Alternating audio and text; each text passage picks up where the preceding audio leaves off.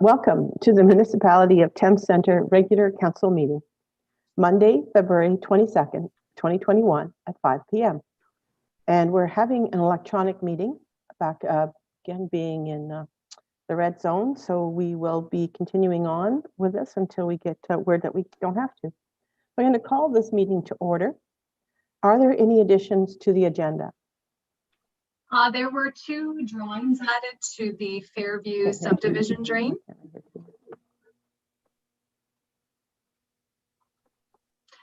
There were two drawings added to the Fairview drain. Okay. All right. Disclosure of pecuniary interest. The Municipal Conflict of Interest Act requires any member of council declaring a pecuniary interest and the general nature thereof, where the interest of a member of council has not been disclosed by reason of the member's absence from the meeting, to disclose the interest at first open meeting attended by the member of council and otherwise comply with the act. Does anybody have a disclosure of pecuniary interest to bring forward? No, seeing none. We're going to move into our first meeting, and that would be a public meeting for drainage. 4.1 is where we're at, and the meeting to consider is the Peterson Drain Reassessment 2020. And I'm going to ask our drainage superintendent to present the engineering report and they outline the nature of the proposed work. The drain in question is the Peterson Drain, and the engineer report is dated December 31st, 2020, and the engineer is Street Associates, Mike DeVos. Thank you, Your Worship, and good evening, councillors. A summary regarding the Peterson Drain Reassessment 2020. This report was required due to the changes in existing drainage watersheds. These changes are being caused by the developments of the Elliott Estates subdivision, formerly known as the Fairview subdivision. The Peterson Drain Reassessment will provide us with an updated maintenance schedule moving forward, as well as an updated watershed to show which properties drain into the existing municipal drain. If there are any further questions, I'm gladly here to answer them. Thank you, Mr. Pitt. Are there any persons in attendance virtually that wish to comment or ask questions concerning the drainage report? No? Okay. And any persons, including members of council, would you like to withdraw or add their names to the petition? Seeing none. Any comments or questions from members of council? No? All right, so we have three decisions in front of us. We have the report PWDR 00321 prepared by the drainage superintendent dated February 22nd concerning a meeting to consider the drain to be received for information. That the drainage report for the Peterson Drain be received and adopted, and that the first sitting of the quarter revision on behalf of the Peterson Drain reassessment be scheduled to be held on March 29th, 2021 at 5 p.m. So Tina, I just want to check that we can do those three together. Right, so looking for a mover. Deputy Mayor Elliott, seconded by Councillor Patterson. All in favor? Okay. So just before we leave this, I'm going to ask the drainage superintendent to explain the steps in the appeal process. So at this point, the owners impacted by the Peterson Drain Reassessment 2020 will be mailed the bylaw as well as an information sheet showing them what they would be required to do if they do choose to appeal their costs at the next meeting. Thank you. Moving to meeting to consider the drainage report, I'm going to call upon the drainage superintendent to present the engineering report and outline the nature of the proposed work, the drain being the Fairview subdivision drain. The engineer report dated January 7th, 2021. And again, the engineer being Street Associates, Mike DeVos. Go ahead, Mr. Pitt. Thank you, Your Worship and councillors. So again, a summary of the Fairview subdivision drain 2021. The purpose of this report is to provide a sufficient outlet to the developing lands, which are now known as the Elliott Estates subdivision, which were formerly the Fairview subdivision. This storm drainage pipe being created has been designed to capture the controlled flows from a swim pond being designed within the new subdivision.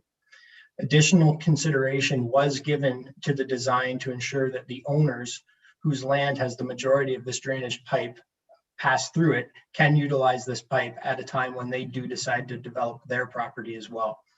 If there's any additional questions, I'm here to help. Thank you. Mr. Bushel, do we have any persons in attendance virtually that wish to comment or ask questions regarding this drainage report?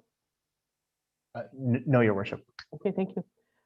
Any persons, including members of council, would like to withdraw or add their names to this petition? Comments or questions from members of council? No? Okay, so we've got a decision here in 3 parts. Report number PWDR 00421, prepared by the Drainage Superintendent, dated February 22nd, 2021, concerning a meeting to consider the Fairview subdivision be received for information, and that the drainage report prepared by Street Associates be received and adopted, and that the first sitting of the Court of Revision on behalf of the Fairview subdivision, Drain 2020, be scheduled to be held on March 29th, 2021 at 5 p.m. So we have 3 recommendations. Looking for a motion.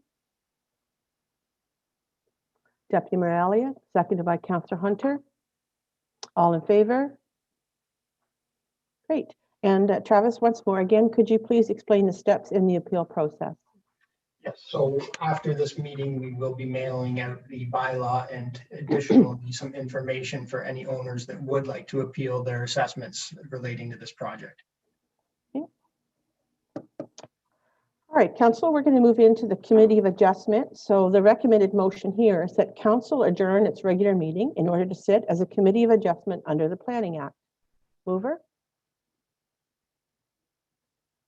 Deputy Mayor Elliott, seconded by Councillor Patterson. All in favor? Great. So the first thing that we're looking at, 5.1, is the minor variance A1/21, which is ABW Solar General Partnership, agent being Jim Rimmelswan, 705 Scotland Drive. And going to property location, we've just been through the planning director. Mr. Bancroft, could you provide an overview of the application, please? Certainly, Your Worship. So this is a request for a minor variance approval from the municipality's comprehensive zoning bylaw as it relates to the minimum lot frontage requirement of the agricultural zone and to satisfy a condition of consent in regards to application B3/20. Just for background, the subject property, it's a 140 hectare farm situated south of Scotland Drive between Old Victoria Road and Westchester Bourne. And while the primary use of the property is a solar farm, the balance of the lands are used for field crop production. And this property, it is bisected by municipal boundaries between Thames Centre, Central Elgin to the south, and the City of London to the west. And also it should be noted that the subject property, it does have frontage, albeit not in Thames Centre, for the Central Elgin portion of the property on 7th Avenue. So as council will recall with the consent application B3/20, it was granted subject to a number of conditions. And with that severance, it conditionally allowed the severance of approximately 5 hectares of land to be merged with an abutting farm owned by Mr. Rimmelswan and located in Central Elgin. One of the conditions of the severance requires a minor variance approval to address both the lot area and lot frontage deficiencies related to the lands being severed. And as I mentioned previously, although the subject property has frontage along 7th Avenue, they technically have 0 meters of frontage according to the Thames Centre zoning bylaw, which requires a minimum lot frontage of 150 meters. And then upon further review, relief is also required from the minimum lot area of 40 hectares compared to the 5 hectares related to the lands to be severed. And as such, this variance request should be considered as amended. Your Worship, I've conducted my analysis as outlined in my report, and I'm satisfied that the 4 tests under the Planning Act have been met. In terms of agency comments, from the county engineer, Hydro One, Director of Public Works, or Drainage Superintendent, and our Chief Building Official, they have no concerns or no comment. And also, I have no submissions from the public. So it is my recommendation, Your Worship, that the minor variance application A1/21 as amended be granted, and that no further notice be required considering the amendment to the application, and also for the reasons outlined in my report. Thank you. Thank you. Alan, do we have the applicant or the agent with us tonight? Okay, fine, thank you. Any members of the public wishing to comment? Okay. Committee members, do you have any questions or comments? No, seeing none. So we're looking for the committee decision, and there is a recommended motion, I believe. Okay, do you want me to read it, or have everybody got it in front of you? Okay. Deputy Mayor Elliott? Okay, fine, thank you. And seconded by Councillor Hunter. All in favor? Okay. So again, a written notice of the decision will be forwarded to designated parties, and there's a 20-day appeal period.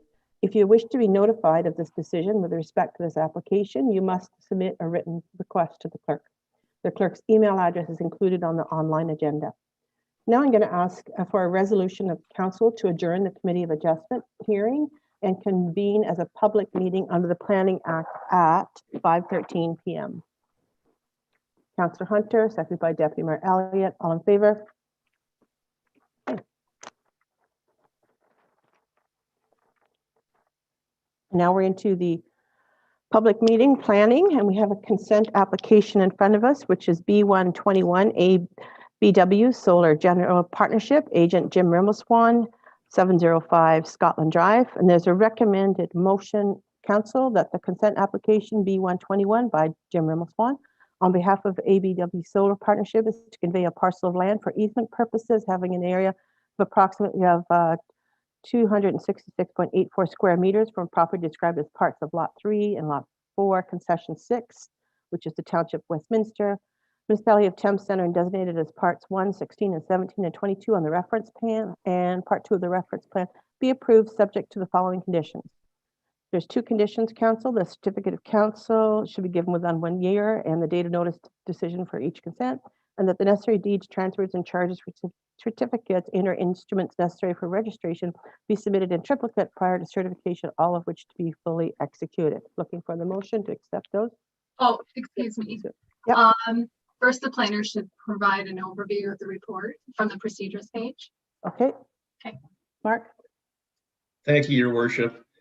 So this is an application for consent to sever to facilitate a right-of-way easement, to facilitate access for maintenance purposes in regards to the lands to be retained of consent B3/20.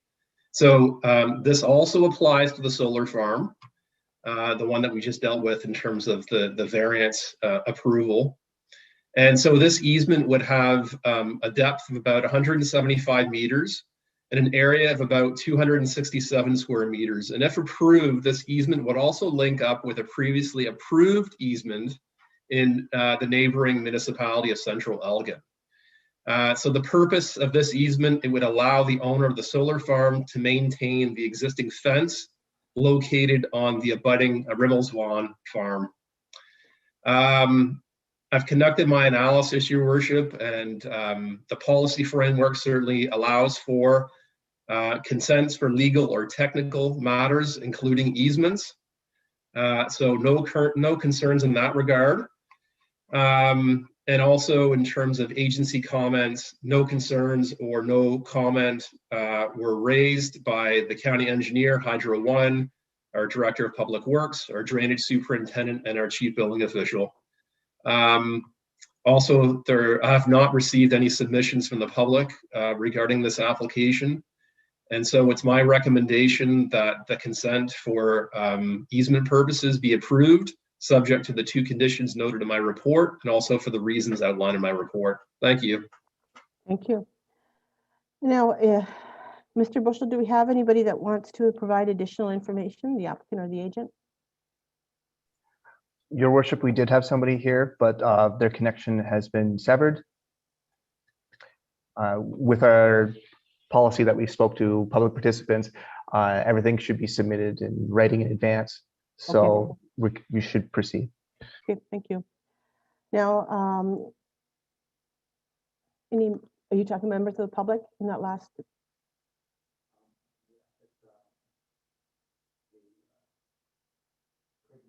Okay, so we're moving on to the council members because he's unavailable, or do we have Mr. Murray?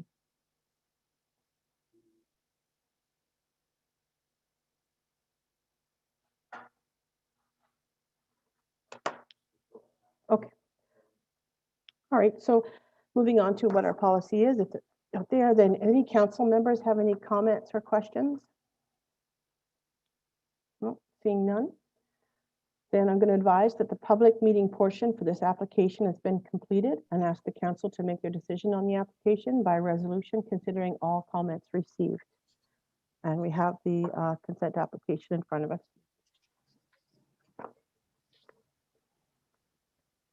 Councillor Hunter, seconded by Deputy Mayor Elliott. All in favor? Okay. And I'm going to advise that the written notice of the decisions will be forwarded to designated parties and that there's a 20-day appeal period from the date of decision. If you wish to be notified of the decision with respect to this application, you must submit a written request to the clerk. The clerk's email address is included on the online agenda. Okay.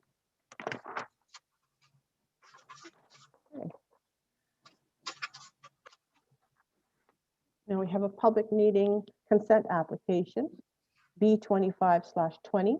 The purpose of this public meeting is to consider an application for consent as submitted by the applicant, Adrian Hendricks, the agent being Morgan Hendricks, and the property location 5042 Hamilton Road. So, Mr. Bancroft, can you provide an overview of the applications, comments received, and planning recommendation, please? Certainly, Your Worship. So the purpose of this consent application is to create an easement to allow for a shared driveway in favor of the lands to be severed related to applications for consent B29/19 and B30/19. As council will recall, those consent applications were conditionally approved to permit 2 lots, each having an area of about 1 hectare in size, with frontage on Hamilton Road and subject to a number of conditions. One of those conditions requires the applicant to obtain an easement to allow for shared access for those 2 lots, which are to accommodate residential development in the form of single detached dwellings. So the shared access, it would have a frontage of approximately 26 meters along Hamilton Road and an area of about 250 square meters. The lands are designated residential and zoned future development in terms of the lands that would be subject to the easement. I've conducted my analysis, Your Worship, and the planning policy framework certainly allows for consents for legal or technical matters, including the creation of easements. So there's no issue in that respect. In terms of agency comments from Hydro One, our drainage superintendent and our director of public works, they all have no comment or concerns.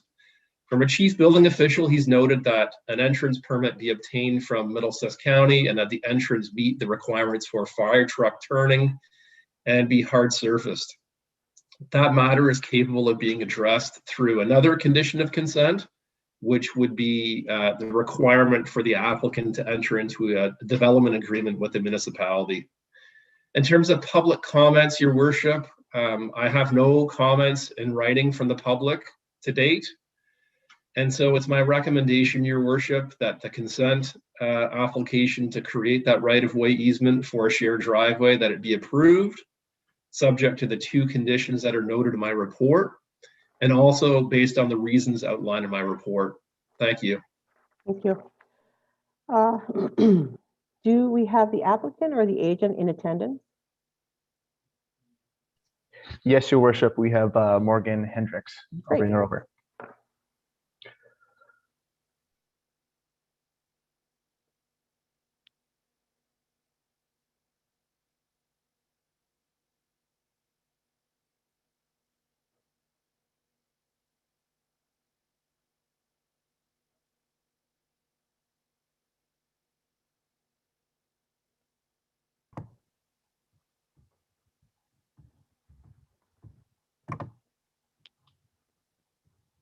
Hello. Hello. Welcome, Ms. Hendricks. Nice to see you again. Yes, you too. Did you have any additional information you wish to provide? Not really. Mark pretty much covered it all. I agree with everything he said. So that's Okay, about great. He's usually pretty thorough. it. Yeah. Great, thank you. Are there any members of the public in attendance that wish to comment? No, Your Worship. Okay, thank you. Any council members have any comments or questions? No? So I'm going to advise that the public meeting portion for this application has been completed. And I'm going to ask council to make their decision on the application by resolution, considering all comments received. And I believe that there is a recommended motion in front of you. Can quickly read it if you want. That consent application B520 to establish a right-of-way easement having a width of approximately 26.82 meters along Hamilton Road and an area of approximately 249.4 square meters requested by Morgan Hendricks on behalf of Adrian Hendricks for a property legally described as part of Lot 14, Concession B, SRT, which is the geographic township of North Dorchester, designated as parts 1 and 2 on the reference plan, and known municipally as 5042 Hamilton Road, be approved, subject to the two following conditions: that the certificate of consent under section 5342 of the Planning Act be given with 1 year of the date of the notice of decision, concurrently with the issuance of the same certificate for consent, applications B29/19 and B30/19. Second one being that the necessary deeds, transfers, and charges for certificates and/or instruments necessary for registration be submitted in triplicate prior to certification, all of which are to be fully executed. That was a mouthful. Made by Councillor Patterson. So You moved. have a question? Okay, so moved and seconded. Councillor Heeman, all in favor? Great, thank you. Thank you, Ms. Yep. Hendricks, for joining us. Thank you.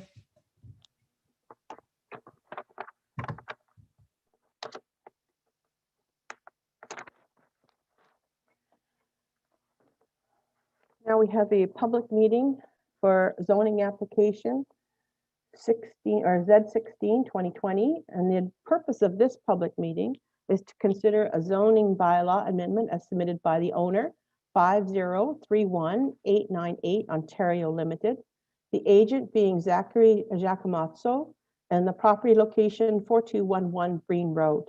I'm going to ask the planning director to provide an overview of the application and planning recommendation. Thank you, Your Worship. So this is an application for rezoning, to rezone the subject lands from the rural industrial M2 zone to a site-specific rural industrial M2, to permit a waste transfer station as an additional permitted use, which is otherwise prohibited.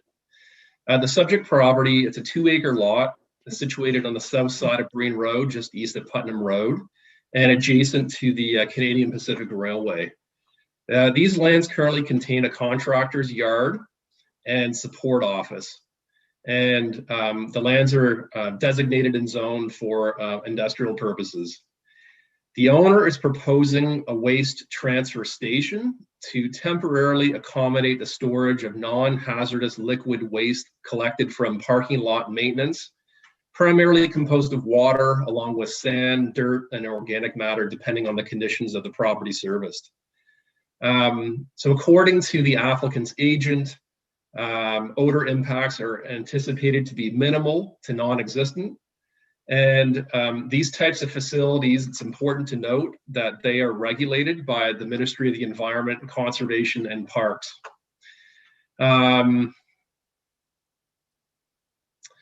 In terms of surrounding land uses, they're predominantly industrial in nature. And then further north lies the hamlet of Putnam, including, of course, residential uses in the form of single detached dwellings. I've conducted my analysis, Your Worship, and in terms of the policy direction offered by the official plan, there's criteria whenever zoning bylaw amendments are sought, and that the criteria needs to be satisfied. And some of those points, the criteria include soil and drainage conditions suitable to permit the proper siting of buildings, servicing, adequacy of the road system to accommodate increases in traffic, that the lands front onto a public road, which is of reasonable standard of construction, Also, that the lands meet the lot frontage and area requirements under the zoning bylaw, and that adequate measures will be taken to alleviate or prevent any adverse impacts that the proposed use may have upon any proposed or existing uses or on natural heritage features and functions. So it's important to note, Your Worship, that the future development of this site will be subject to site plan approval. In fact, the applicant has applied for site plan approval.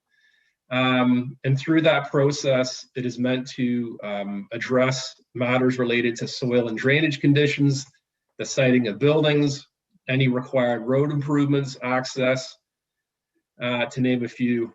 Also, the subject property, it does have frontage on Breen Road and is capable of complying with the lot frontage and lot area requirements under the M2 zone. To ensure that the proposed development remains compatible with surrounding industrial uses, and also to lessen the likelihood of any adverse impacts on the neighboring hamlet, located 200 meters north of the subject lands, which all rely on individual potable wells from a potable water source standpoint. It would be in the public interest, Your Worship, that the waste transfer facility be limited to its purpose, being the transfer and temporary storage of non-hazardous liquid waste related to the maintenance of parking lots and subject to an environmental compliance approval from the Ministry of the Environment. This limitation is appropriate considering the waste transfer station definition in the zoning bylaw, the one to which the applicant is requesting. It includes facilities used in the management and processing of liquid and hazardous wastes, and recyclable materials. So again, it's appropriate that we apply a qualifier, as I've explained. So based on the foregoing, the subject proposal is consistent with the provincial policy statement and would conform with the Thames Centre official plan and constitutes sound land use planning.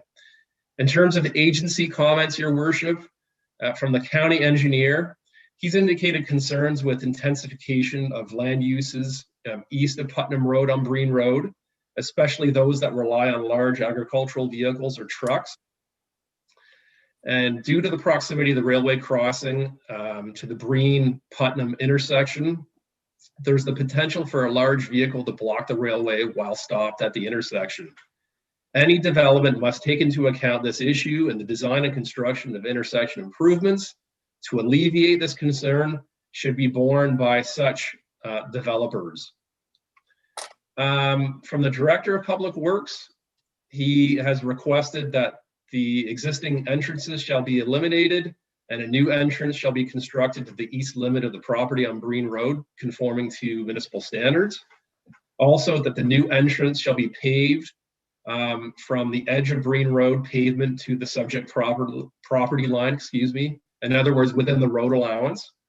And then lastly, the Director of Public Works is requesting that the existing water well shall be decommissioned and a copy of the water well record shall be submitted to Thames Centre.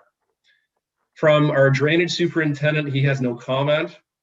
From our chief building official, he's noted an inspection is warranted to ensure the existing building is capable of occupancy and not unsafe in any way, as it appears this building has been vacant for some time. Also, certification should be required that the septic system is in working condition.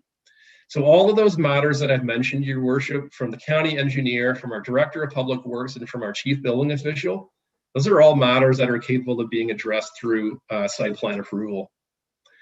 In terms of written comments, Your Worship, I did just receive a petition with over 50 signatures from Putnam area residents, authored by Miss Tiara Holton. And I understand that that petition has also been circulated to all members of council in advance of this meeting. So to summarize the petition itself, it objects to the rezoning application that's submitted. and requests that the approval be limited to allow non-hazardous waste as recommended by myself through the report.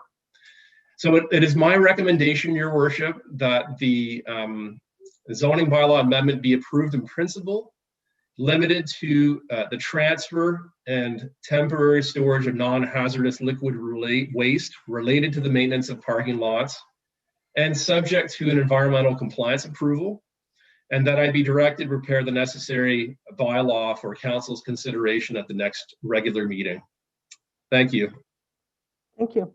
You had me worried at the 500 people, because I thought everybody in Putnam must be using their left hand and their right hand to sign that one. So Yeah, I'm not sure what happened there, Your Worship, but I got it right in any event. okay, thank you. Is the agent here to provide the presentation? Yes, Your Worship. And the agent will be joined by Brian DiCarlo and Kevin DiCarlo. Great, thank you.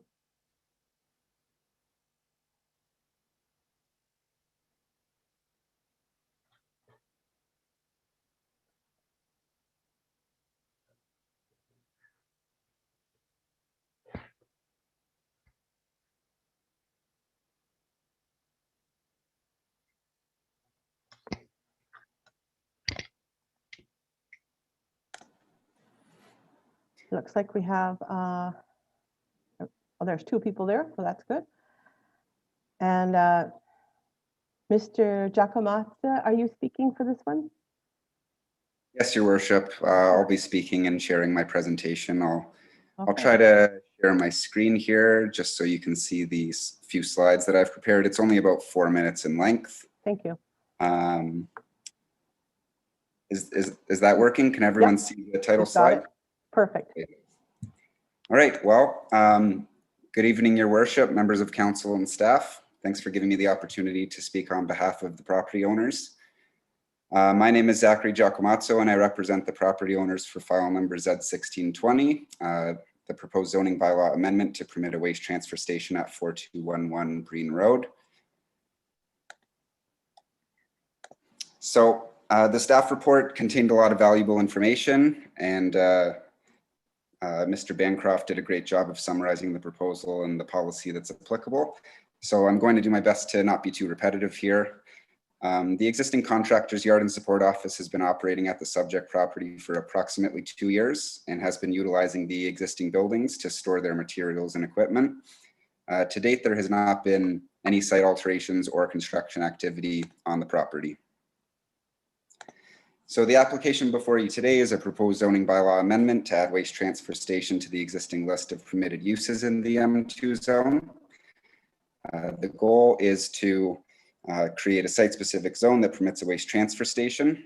In discussing this application with planning staff, reading through the staff report, and reviewing the petition that was received by Thames Center staff, there are concerns with using the existing definition of waste transfer station in the Thames Center zoning bylaw, and that it would permit hazardous waste to be transferred and stored. The property owner's business does not involve the transfer and storage of hazardous waste, and we have no concerns with revising the proposal in order to apply a more specific definition that limits the use to the transfer and storage of non-hazardous liquid waste. Moving forward in my presentation, I will refer to the use as non-hazardous liquid waste transfer station. So this is an example of one of the company vehicles. It is commonly referred to as a vac truck, and it is approximately the length of a full-size heavy-duty pickup truck. I would like to note that the purpose of this application is to establish a non-hazardous liquid waste transfer station for fleet vehicles only. This will not be a transfer site for other businesses or private vehicles to dispose of or transfer their own waste. This is only for company vehicles. So this is an example of a sludge container where the non-hazardous liquid waste would be stored. The sludge bins would be placed in designated concrete storage areas and would be picked up and dropped off by roll-off trucks approximately once a month. At this point in time, the proposal is to keep 2 of these containers on the property, and the proposed location of these sludge bins will be reviewed through a provincial approval and licensing process that Mr. Bancroft mentioned, and that is with the Ministry of Environment, Conservation and Parks. So this aerial map of the subject property highlights the proposed location for the 2 sludge containers. The containers would be located at the rear of the existing brick building and directly behind the existing metal-clad addition. No changes are proposed to the original brick building that is located on the property. As noted in the staff report, site plan approval is required prior to any construction or site alteration, and we are prepared to work with staff through the site plan process in order to address any comments from staff, as well as iron out any other additional details. Once again, just to clarify, although the original proposal was to permit a waste transfer station as defined in Thames Center zoning bylaw 75/2006, we are prepared to move forward with an application to permit a non-hazardous liquid waste transfer station as noted in the staff report. Okay. So I hope this short presentation gave you some context into the nature of the business and the proposed changes to the zoning bylaw. Thank you all for your time, and I will now pass it back to staff. Thank you, Mr. Giacomazzo. Alan, do we have any members of the public in attendance? No, Your Worship. All right. Now we're going to ask if council members have any comments or questions. We know that there was a petition circulated by the residents of Putnam, and I think they were very concerned with the idea that it would have been hazardous waste, but as specified by Mr. Bancroft and by the applicants, that is to be non-hazardous waste only. So I think that probably makes the petition holders feel a little better about that. Any other council members have any comments or questions? Councillor Patterson? Yes, Mayor Warwick. I'm trying to understand what a non-hazardous liquid waste would be in terms of, in reference to what they put down, maintenance of parking lots. I'm just wondering what that product is. Okay. So the answer to that would be, Mark, you specified residue from parking lots, right? Mr. Giacomazzo, did you want to answer that? Yeah, sure. I can start off, and maybe if anyone from any one of the property owners wants to step in, if I'm missing anything, then they can either raise their hand through the Zoom app or identify otherwise that they have anything to add. But essentially, the vac trucks are pulling the liquid waste from catch basins located in parking lots. So one of their services includes pressure washing parking garages and surface parking lots. And then eventually removing the liquid waste, which is a combination of water, sand, sediment, plant matter that ends up in the catch basins. So it's non-hazardous by the province's definition and interpretation, and it's non-hazardous in the sense that there's no noxious chemicals or anything else like that. It's essentially, salt, sand, plant debris, anything that you'd find on the surface of a parking lot. Go ahead, Councillor Patterson. And then Mayor Warwick, wouldn't that catch basin include hydrocarbons and oils and those types of things from vehicles, from runoff from vehicles? So how do they mitigate those? Or as he said, it's a provincial standard. I'm trying to understand all that. All right. And looks like Kevin's got the answer. Did you want me to take this one, Zach? Sure, yeah, if you want to touch on that one. So in respects to that, yes, you are 100% correct. The benefit of that is we're pushing for people to do this regular maintenance. That allows buildings to maintain and prevent. A lot of buildings have put in cameras and other preventative measures to prevent hazards from going in. In most cases, those hazards are being introduced by negligence of an individual, someone who's changed their oil in an underground and then dumped that oil down the drain. You're dead on. Yes, Chris, this is a risk of the industry. In most cases, we see when there's larger amounts of hazardous chemicals, when someone dumps oil in there, we see a black pit. In those scenarios, we don't take it back to our yard. Those always go to a specialized yard when people have been negligent and have essentially been breaking the law. But you are right. However, a catch basin in a parking lot is no different than the catch basin on a street. It is all governed as storm catch water and is scheduled under definition of general waste systems. I believe that's 347 under the Ontario Act. But like I said, in cases where it's visible and we know, it'll be noted and prevented. But most cases, we are under the legal thresholds of defined hazardous waste. If that helps a little bit. Councillor Patterson, is that one more question? Yes, thank you. That answered my questions. And then just one last question. You're not processing any of these products there. You're just basically storing them and then transferring bulk to another facility to process that. And it looks like, Brian, is that your hand up? It's Claudio. That's Claudio. Okay. Just like to give you guys a clarification, the whole intent for this transfer site is that most of the work that we are doing in the area is in London area, St. Thomas, do a little bit in Sarnia, but we don't. Sarnia is not an issue because we have a transfer station at Sarnia where we can dump. The whole intent of this is because most transfer stations that are taking our waste, there's a time limit of when we can get in and when we get out. So what happens is our trucks get held back and delayed of doing their work or supporting our crews in the undergrounds with a full load, and sometimes it takes, like, I mean, there's probably about a 3 or 4 hour delay every time we go to a transfer station to dump our trucks. So the reason for having a transfer station at the site is to minimize the travel so we can keep our trucks working and not going back and forth and using a carbon footprint like driving from London to Brantford or driving London to Sarnia. This way here we can get a full load out and then send the load to see, the load is leaving our location and then it's going to another hazardous waste transfer station where it's being processed. And the means of processing is what they do is this waste that we are capturing.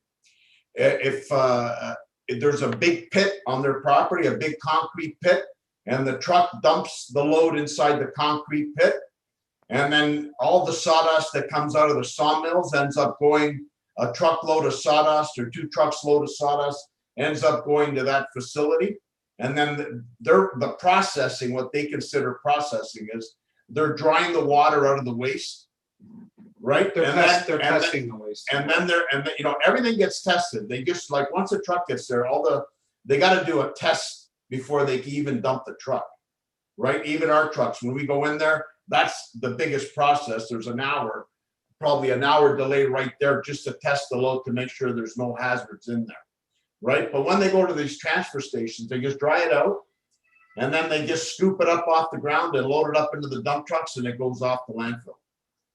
So that's the whole process. But what we're capturing is like, so if you picture an underground and a high-rise building, that's our nature of our business.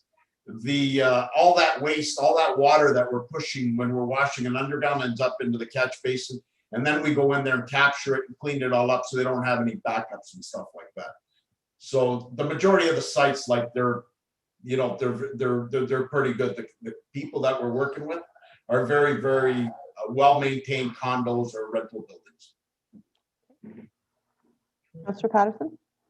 Yeah, so I understand. It's just it's economies of scale, and it's a business process that allows you to be more efficient. So Correct. Right. Yeah. Even that truck that you've seen there, like that truck there is all designed to go into an underground so it can do its work in an underground. Because back in the day, how it used to be done is they used to go in there with scoops and wheelbarrows and just scoop it out. They didn't have that big sophisticated vacuum cleaner to suck up that stuff, right? And believe it or not, some of them still do it. Like, some companies just go in there. If you get a plumber, you know what the plumber's gonna do? He's gonna go in there, clean that catch basin out. He's not even gonna think about what we're doing. And he's just gonna open up a lid or take it back to a site and dump it and let it dry off. And then he'll just scoop it and send it to landfill, and nobody knows. it's not the right process. So we got MOEs to contend with, and we want to make sure that's our meat and potatoes, right? So you want to comply with all licenses that we have to maintain our business. Right, and then the waste transfer or waste sites, they're only open so many hours a day, so That's a tough you gotta go hold. Stop Right? us at 4 o'clock. Like at 4 o'clock, that's it. We can't dump. So that means a truck gets held up the next day for at least another 2 hours or 3 hours before it can go to its next site. Where it holds us up is like on weekends, if somebody's got like an emergency, like their parking lot's flooding or something, we have a full truck, we can't do anything for them, you know what I mean? So this will allow you to dump and store and hold, and then the next day or 2 days later, bring it to the proper facility. Okay, that makes sense. Yeah. Some interesting questions. And, one thing about this job is you find about businesses that you never knew existed before and all the details. So it's quite interesting to hear all that. Any other council members have any comments or questions? Oh, seeing none. So we have, I'm going to advise that the public meeting portion for this application has been completed. And I'm going to ask council to make their decision on the application by resolution, considering all comments received. So we have a recommended motion that the zoning bylaw, sorry, Councillor Patterson? I'll move the recommended motion. You don't need to read it, Mayor Warwick, unless you like to. Well, you know what? That's really the clerk's decision. She kind of is a stickler for that kind of thing. So I don't want to make sure that. Go ahead and read it then. That's fine. Oh, thank you. Thanks for that. Excuse me. Yeah. The motion is on the website agenda, so you don't need to read it. Okay. It's just there for your benefit. I just want to keep saying Giacomotti because I think I'm doing a pretty good job with that. You are doing a very good job, Your Worship. Thank you. So Councillor Patterson, it looks like you would like to make that motion. Is that what you're saying? That is correct. I make the motion to Okay. for the recommended motion. Yeah. All right. I just wanted to clarify that, sorry to jump in, just that the recommended motion, right now it's just worded that it's limited to the maintenance of parking lots. And given like kind of the diverse work that this company does, it isn't always 100% related to surface parking lots or parking lots. Like there could be a situation where they're pumping out, a swimming pool or it could be slightly different. It's not always related directly to parking lots, even though that is the most common application of the vac trucks. I was wondering if, and I'm not sure if it would make a huge difference here, but if it can be limited certainly to the transfer and temporary storage of non-hazardous liquid waste, but whether the portion of relating to maintenance of parking lots is specifically required as part of the, I guess, proposed new definition that would be included in the zoning bylaw. Okay, Mr. Bancroft, I think that might be something that you need to address. Your Worship, members of council, I don't have any concerns with the applicant's planner's opinion in terms of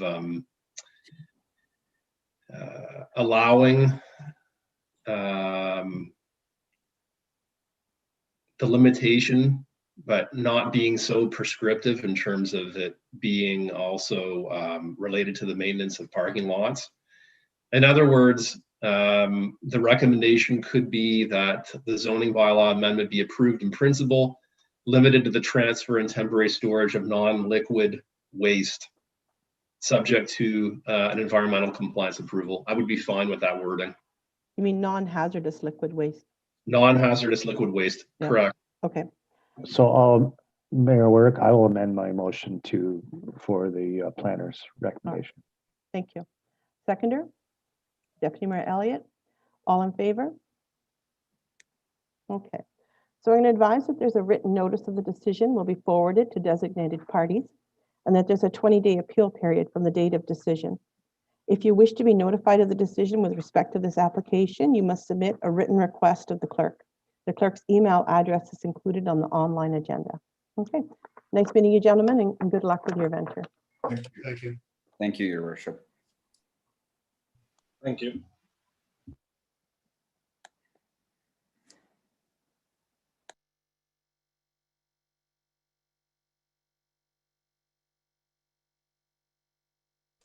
Okay, now we're moving on to the public meeting. And this is the procedure for zoning application Z19-2020. The purpose of this public meeting is to consider a zoning bylaw amendment as submitted by the applicant, Hussam Elzini, the agent, Stuart Finlater and Associates, and the property location being 3810 Elgin Road. I'm going to ask the planning director to provide an overview of the application and planning recommendation. Thank you, Your Worship. So this is an application to rezone the subject lands to a site-specific agricultural zone to allow the establishment of a mushroom farm with reduced setbacks, which is otherwise not permitted. The subject property, it's a farm just over 40 acres in size, located on the east side of Elgin Road and immediately north of the hamlet of Mossley. The lands contain a single detached dwelling, a drive shed, and also a barn used for the raising of sheep. And the lands are designated and zoned for farming purposes. The applicant is proposing to utilize the lands to allow for the growing of oyster and shiitake mushrooms in an enclosed and climate-controlled structure without the use of manure. The sheep operation is proposed to continue. My report indicates that 8 buildings are proposed, each with a floor area of approximately 100 square meters. And those buildings for the purposes of growing mushrooms. But as indicated by the applicant's agent, it is my understanding now that in the short term, they're looking at erecting 4 buildings. And if they are successful with their operation based on uptake, then an additional 4 buildings would apply for a total of 8 buildings. Those buildings are to be clustered in proximity to the existing farm buildings, and more specifically east of the barn and west of the row of trees, which generally bisects the farm. The applicant is also seeking reduced setbacks of 200 meters from the neighboring dwelling located at 3743 Elgin Road and 25 meters from a water course, whereas the zoning bylaw requires a minimum setback of 300 meters and 150 meters. So 300 meters from the neighboring dwelling and 150 meters from a water course. Surrounding land uses are primarily agricultural, Your Worship, with the exception of a non-farm residential use located at 3743 Elgin Road, from which a reduced setback is being requested. And then, of course, south of the subject lands lies the hamlet of Mossley, a residential community. I've conducted my analysis, Your Worship, and in terms of the provincial policy statement, this is a prime agricultural area where prime agricultural lands are predominant. And also, uses that are permitted in a prime agricultural area, according to the province, include agricultural uses, agricultural related uses, and on-farm diversified uses. In terms of an agricultural use, that means the growing of crops. And a mushroom farm would be considered an agricultural use, and as such, it is permitted in a prime agricultural area according to the province. It's also important to note, Your Worship, that although conformity with minimum distance separation is required for livestock operations, according to provincial policy, the growing of mushrooms is, however, exempt from MDS, as noted in the MDS guidelines. Our official plan allows for mushroom farms in agricultural areas subject to criteria. And from a compatibility standpoint, I'm satisfied that the reduced setbacks will not raise issues relative to odor and manure runoff that are characteristic of traditional mushroom farming, considering the applicant has indicated that they would be growing oyster and shiitake mushrooms, which would not involve the use of manure. I'm sure Mr. Finlater will likely elaborate on the nature of the operation in terms of the substrate proposed as an alternative to manure. So I won't get into those details. To ensure that the proposed mushroom farm remains compatible with surrounding land uses, it would be appropriate that the site-specific zoning include a provision that prohibits the use of manure for such purpose. So in all, I'm satisfied that this proposal is consistent with provincial policy, conforms with the Thames Centre official plan, and constitutes sound land use planning. In terms of agency comments received from the county engineer, our director of public works, our drainage superintendent, and our chief building official, they all have no comment. And in terms of comments received from the public, we've received approximately 25 written submissions, which are attached to the council agenda. And in addition, I want to acknowledge 2 additional written submissions that were received that were not attached to the council agenda.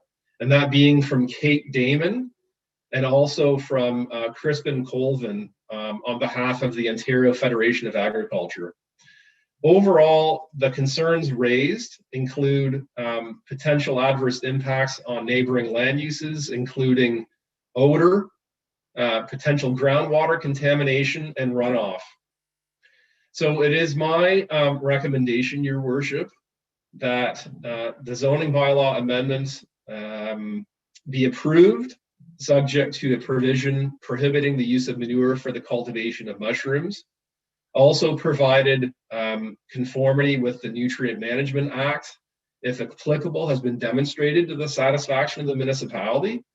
And also that staff be subsequently directed to prepare the necessary amendment for a council's consideration at a future meeting. That is my submission, Your Worship. Thank you. Thank you. Now I'm going to ask the agent if there's any additional information to provide. Your Worship, Hassam Elzani and Stuart Finlander are going to. Thank you.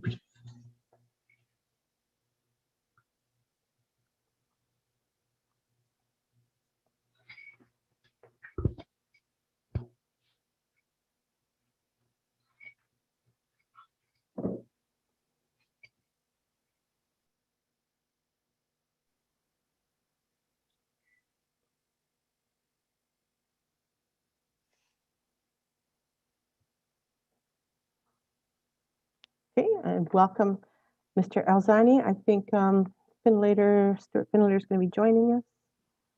Waiting for his face to pop up on the screen.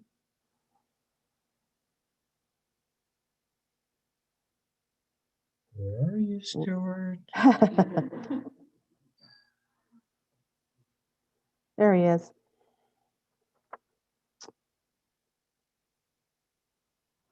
Let's see if he remembers to unmute himself. Yeah, There we go. I did remember to unmute myself.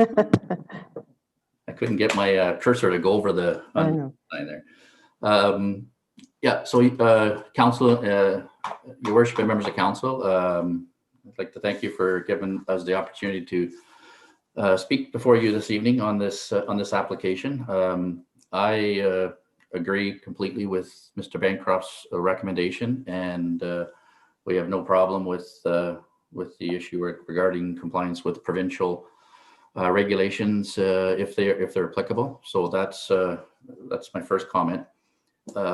Secondly, I want to take just a minute to talk about the letters that were received, and I've looked at all. I think there was 25 or 26 of them, and as Mr. Bancroft noted, absolutely, every one of them had issues about odor, essentially from manure, and the impact that any runoff of that would have on groundwater and so on. One of the letters that came in referenced the Ashburn operation near Toronto, and I just want to assure council and all the residents in the area that this operation in no way mimics that type of operation. And that article, that whole issue started back in 1994.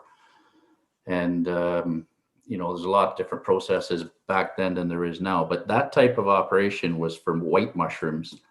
They prepared their substrate outdoors on like a football-sized field, and that substrate included horse manure, poultry manure, hay, straw, gypsum, water being added, having it turned every other day to get the aeration process going.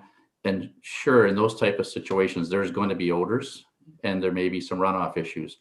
That is absolutely not what this process is. This process, which Mr. Elsani is proposing, is basically for this type of mushrooms. They grow in the substrate for these mushrooms are straw and sawdust. There's no manure at all. In fact, in research and in the last couple of months, I don't profess to be an expert in mushroom growing by any means, but in the last couple of months, I've done a lot of reading and research. These type of mushrooms were, German people started planting them right in trees around World War II. So they don't require manure. They're a different type of species. And again, I don't profess to understand all the science with it, but there is no odor related to this operation because of manure, and there's going to be no runoff because of manure, because there's simply no manure used in the process. The material that'll come to Mr. Elsani's farm will come in, basically, the best way I can describe it is they look like the fire star logs you put in your fireplace. The artificial logs are, 6 inches around, 1.5 feet long. They've got the mushroom spawn mixed in with the sawdust and the straw. They're put into the structures that Mr. Elsani is proposing to build on there. They're climate controlled, kept at 13 degrees, I think Elsani said, for optimum growth. And the buildings each have a small boiler unit that's in the process of being designed. So I don't know what the size of it is yet, just enough to keep moisture in that building for the mushrooms to actually, germinate. I don't know if the right word is. Tom probably knows better than me what the terms for these things are, but that's how they grow. And 21 days, the first crop of mushrooms will come out of their plastic container, plastic bags that they're in. They're hand cut, they're boxed, and they're shipped out as quick as they can be because, again, for Mr. Elsani, they have a fairly short lifespan and you need to get them on the move quickly. So, I think a lot of the letters that have come in are based on just a misconception of what this operation is going to be. That Ashburn operation, which again was quoted in one of the letters and I think gave a lot of people some grave concerns, is one of the largest mushroom operations in Canada. They have over 200 employees and sell like $33 million worth of mushrooms in a year, over like 150,000 square feet. The maximum build out of this facility will be just over 8,000 square feet. So it's not a large operation at all. And, it is a permitted use. The issue is separation from the one house on the west side of Elgin Road. In discussions today that I had with the Ministry of Agriculture and Food, they've indicated to me that the 300 meter separation distance, is kind of an artificial number. There's no real reason or rhyme or reason where that number came from. And it's something that they really want to have a look at and likely are not going to be supportive of that staying in there in the next go around when the township does have a look at their zoning bylaw. But in any event, it's there. We're asking for a reduction down to 200 meters. I think it'll be further away than that, but that's what we're asking for.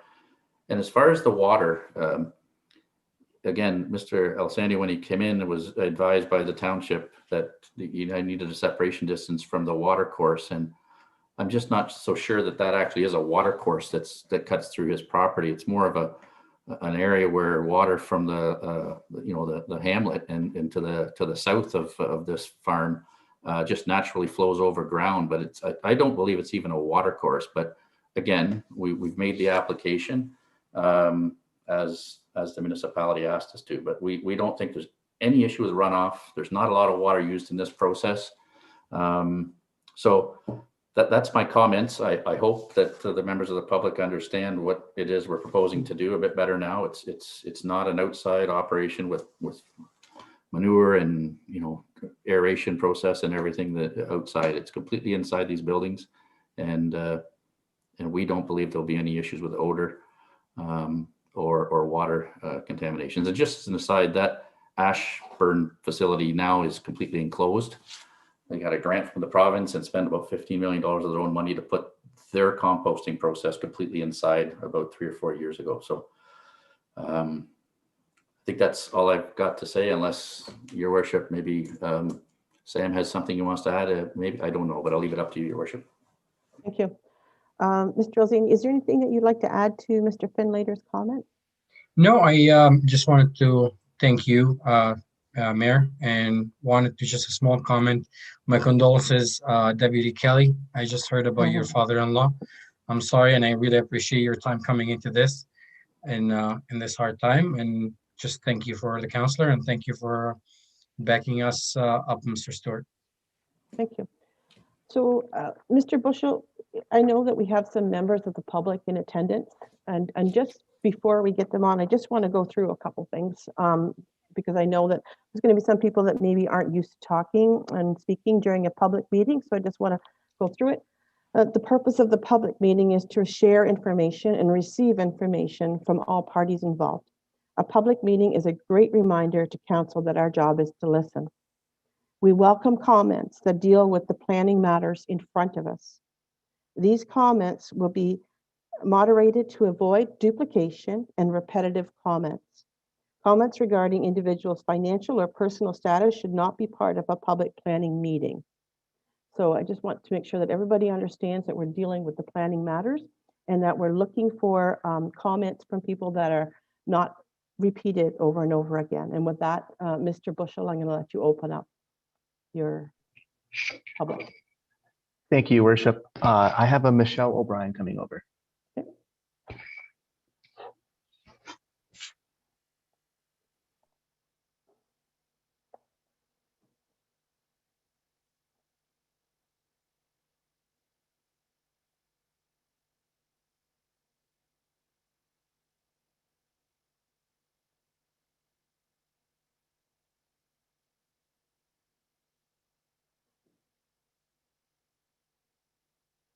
Once they get this rural internet fixed, we're going to, when there's no stopping us.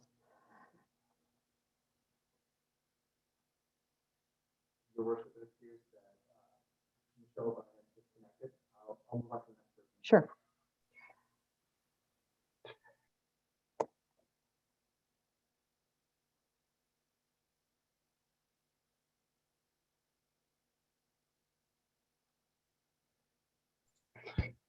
Your Worship, I'm bringing over Mark Dalton.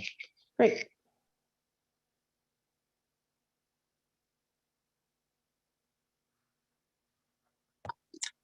Hello. Hello. Hi. I can hear you. Excellent. Okay. Are you going to put your video up, or are you just coming in as audio? I'm just going to come in as audio because this is working.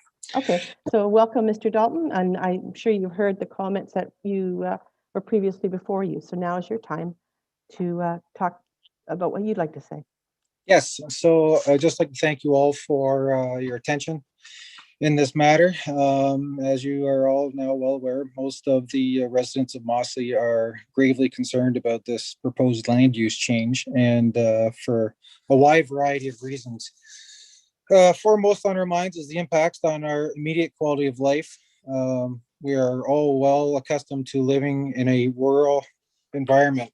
Many of us grew up on a family farm, working on family farms, or lived in close proximity to a farm. Now, we're not opposed to agriculture. We are far from it. We are supportive of agriculture in its many forms, which is why many of us chose to live here. So why are we so upset about this proposal? For starters, there is no reason why this land use change should be inflicted on the people of Mossley, some of whom have lived here for many decades. It's in the vein that zoning is forever, and there are bylaws in place to enforce them. There has been little mention of 5.4.4 other than what Mr. Finlater has just mentioned. Now, I will recite that this is for new or expanding mushroom farms. So new and expanding mushroom farms shall be permitted only by amendment to the bylaw and shall be subject to all of the provisions of this bylaw and the following setbacks.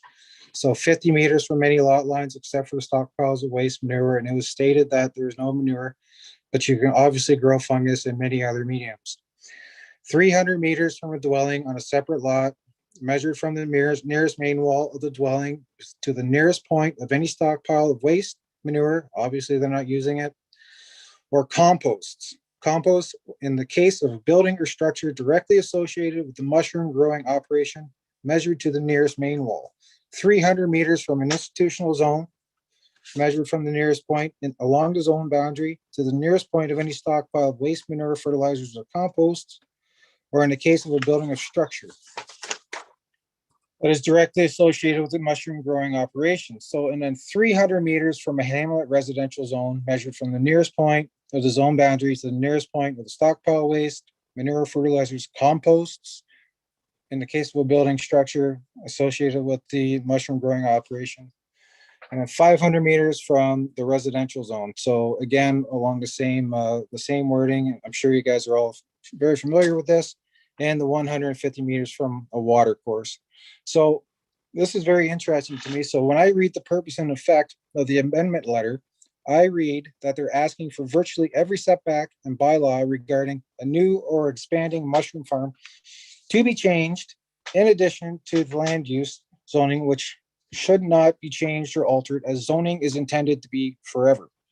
So to summarize, the owner is seeking setbacks of 200 meters from the nearest point of a residential dwelling and 200 meters from a water course. These are not insignificant.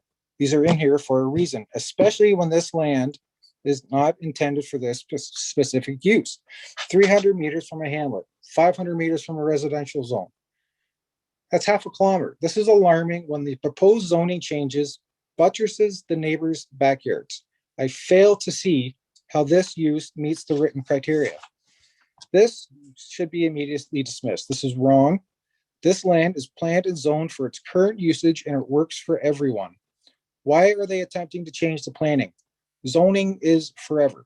Why must we allow the planning and the variances to be changed to impact the hamlet of Mossley? Bylaws and zonings should be enforced by council for the benefit of all of the constituents. There is no reason why this operation should be shoehorned onto this property. All residents of the hamlets of Thames Center should be alarmed by this proposal. It's not just a Mossley issue. It's an issue for Avon, Crampton, Gladstone, Harrietsville, Putnam, Belton, Nowellstown, Welburn, and all the hamlets of Thames Center. We cannot set the precedent that zoning and bylaws are simply a minor obstacle for developments to navigate for the benefit of themselves to the detriment of those constituencies immediately impacted. This is not right. It's wrong. This is wrong. It is the duty of council to stand for the people and abide by the zoning and bylaws that they are here to enforce. That is the expectation of the people of Mossley and is the expectation of all the residents of Thames Center. So why must the residents of Mossley be subjected to hypothetical scenarios? In the anticipation that the new owner of this land will adhere to accepted agricultural practices when there is nothing to indicate that he knows anything about farming other than receiving a crash course on sheep farming from the Carruthers family. Regardless, these are not minor variances. Stop And, here. they I'm need just to going be to stop enforced. you for 1 second, please. I went Yes. through some of the things that we talked about, what we need to talk about during a planning meeting. And Right. some of those comments that you just made are not part of a planning meeting, okay? Okay, Whether someone has experience or not experience is definitely not part of planning. So we'll okay, just so stick where's the to, nutrient I'll interject then. So where is the nutrient management plan for this? okay. Where's the information for this? If the okay. plan is to compost on the land, where's the information that is actually not actually going to be? So basically your questions, if I'm listening to you carefully here, is you're asking about the nutrient management plant. And then, sorry, that plan, I should know that, I have one. So, and the distance, you're talking about the Yes, why is this even being under consideration? It's unprecedented to force a mushroom farm on land that's Okay, not intended so for the now, sheep. is there any other questions other than that? That's it. You have, okay, great, thank you. I know that we do have the answers to those, and Mr. Bancroft has his hand up, so I'm going to allow Mr. Bancroft to come back in, please. Yeah, thank you, Your Worship. So I just wanted to answer a couple of questions that Mr. Dalton has raised. In terms of nutrient management, it is qualified through my recommendation for council's consideration that the applicant demonstrate conformity with the Nutrient Management Act, if applicable. So that covers off that one issue. The second issue, Mr. Dalton is raising the notion that this proposed mushroom facility will not be capable of meeting the setback requirements as it applies to the hamlet of Mossley. I want to make it clear to all members of council that through the subject proposal, there is not a reduced setback being sought from the hamlet of Mossley. In other words, the requirement for a setback of 300 meters will apply to the subject proposal, and that they have to meet that minimum setback requirement. And I think that pretty much sums up those two issues. Thank you, Your Worship. Thank you, Mr. Bancroft. So I'm looking now to Mr. Bushell. Do we have another person that would like to come forward and comment? Yes, Your Worship, just one moment. Thank you.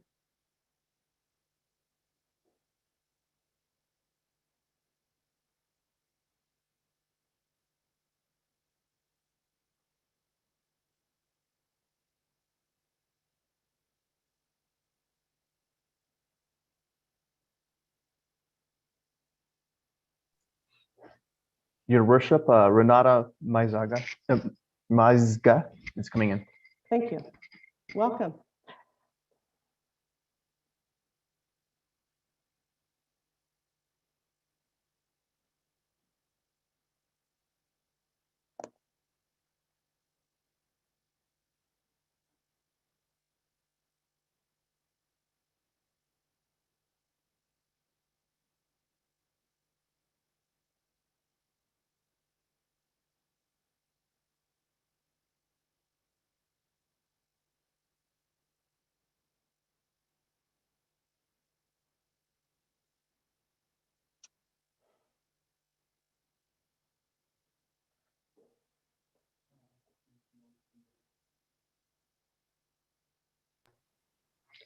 Mr. Renata, are you aware that you're, oh, there he is. Oh, sorry. I think it's a woman actually, Ms. Yeah. Just got to get that straight before we go any further, I think, eh? So welcome, and I'm sure you've been listening carefully to what we've already talked about, and Mr. Dalton had to refer to the quality of the life and the setback and some other things that he had. So would you like to add anything to this conversation? No, I think I have all the questions answered, but I do have Craig here that Jeff, that would like to ask a few questions. And so just a minute before he starts, I just need to know who it is for our clerk so she can mark that down. Yeah. Jeff Brady. Jeff Brady, yeah. Yeah, I was trying to get on in the phone-in thing. I called in, but something didn't get a connection, so I'm at the neighbors here. So yeah, let me just get my file here quickly. I do have a question. Where'd that go now?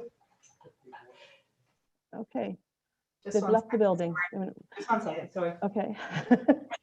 My first question is, in the reply I got back from right here. the letter back, how would it set emissions? How much, what are we talking for as far as emissions coming off of there? Okay, Mr. Brady, which letter are you referring to? Oh, well, the one that I got back, I think it was from zoning bylaw amendment application, the one that was dated February 17th. I think it was from the applicant and from Stewart. Okay, so from Finlater and Associates, you're referring to that document? Yeah, it just says zoning bylaw amendment Z1920 here. Okay. And then your specific question is regarding emissions? Yeah, there was a thing in here because I did ask, let me get this back up here. Okay, it's about the logs. Oh, here it is in here. Each building has a small humidifier unit which emits the building. There's a small ventilation system that emits the small amount of CO2 generated in the process. Like what are we talking here? Like CO2 is, what's coming out of our furnaces and out of our cars, like how much, I guess, per building, or what would be coming out of that? Out of our lungs, yeah. Let's maybe ask Mr. Finn later if he's got the information for us. Okay.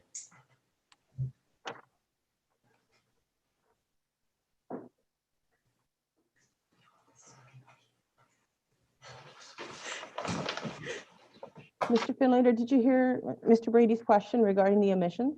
Yes, I did. And as I had indicated to you on the phone, Jeff, last week, I don't have a calculation of how much CO2 would be released. I'm not a scientist. The information that I received from Mr. Alzini was it's a small amount that generally, and again, Tom Heeman may know more about this and will know more about this, but I mean, generally any type of greenhouse operation, you vent the buildings and there's some CO2 that comes out through the process of the incubation and fruiting of the material. So I don't know how much it is, to be honest with you, and I don't know how relevant that question is, but I don't have an answer for that. I'm not sure anybody does at this point. Okay, I was just curious. It would be nice somewhere down the line to get that answer. Like I say, if somebody's got a car sitting in the laneway running all day, that compared to a big stack or something like that. I'm just curious how much that was. Now the part of what I got back to is where the buildings were going, and on the paperwork that we've got and the aerial photograph, it was just showing the barn. It wasn't showing the hay shelter. Is this thing going sort of east of those hay shelters, or is it hay shelter, or is it going sort of north of the hay shelter in that way? Just a curiosity thing there. I think Mr. Alzini would be best to answer that question. Yeah. I don't have that map right in front of me, to be honest with you. Okay, just curious. I mean, it's in the general vicinity of the existing buildings, Jeff, but it's not, I don't know if it's critical one way or the other, to be honest with you, but I mean, the idea is there's already existing buildings, there's a laneway into them, and so it's just in that general area. What we put on the drawing was actually a building envelope. It wasn't specifically where the buildings were going to go, so it's a larger area than what the buildings will actually cover, to have some bit of leeway as far as siting them if you get out there and there's issues with siting it in one particular location or another. So I was just curious, and maybe I'll have to meet up with Mr. Alzini to get that answer. I'm just curious. Now, is this a first for him? Jeff, I don't know if you heard the last person I talked to. We're talking planning matters here. Okay, So right, experience with farming or what your relative is nothing to do with this. Okay, so we've talked now about the emissions, and we've talked about the location of the hay shelter. Mr. Dalton brought up some other points. Do you have any other points that may you wish to ask that are not related to anything that's already been brought up? Yeah. Hold on. Yeah, sorry for that one. I should have. That's okay. Yeah. No, I think that was pretty much it at the moment. Yeah. No. Okay. Thank you for your time. No. Thank you. Yeah, and that's great to hear from you again. And again, anybody that's upcoming, we are trying to stick to what the planning matters are, and we're trying not to duplicate for the sake of time. I'd like to get everybody, heard from. So we're going to move on to, if we have another person, Mr. Bushel. Thank you. We do, Your Worship. It'll be one moment, a minor technical issue. Okay. So while Mr. Bushel is hooking us up, I'm just going to tell you, the last year, Thames Center has been able to continue with planning, and construction has continued. This is due to using the Zoom application. There's been some concerns that the electronic method is not as good as meeting in person, and sometimes, like tonight, there's pauses. But this has not really been our experience. I believe that Thames Center has done an exceptional job of making these meetings accessible and allowing residents a chance to speak. Council and staff are always available to read your emails and answer your calls, as we've been doing leading up to this meeting. So I just want to make sure everybody understands that the Zoom method may be new to you and you may be worried about it, but we've been working with it now for a year and it's been working very well. And Mayor Work, I would say it may even be better.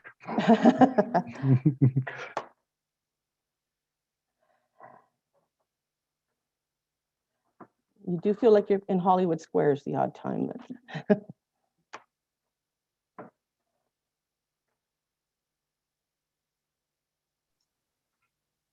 Counselor Heeman, I see your hand up. I'm not Yeah, sure. but you know what? We Sorry. can't allow council members to speak right now. We're still in the public portion. I apologize, Mayor Ward. No problem. Your worship, a member of the public is coming in. Thank you.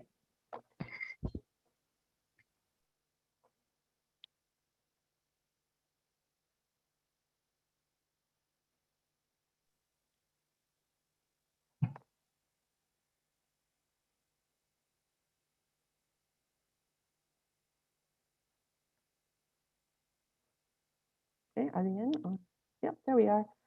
Hi, Hi, Mr. Medina. Welcome.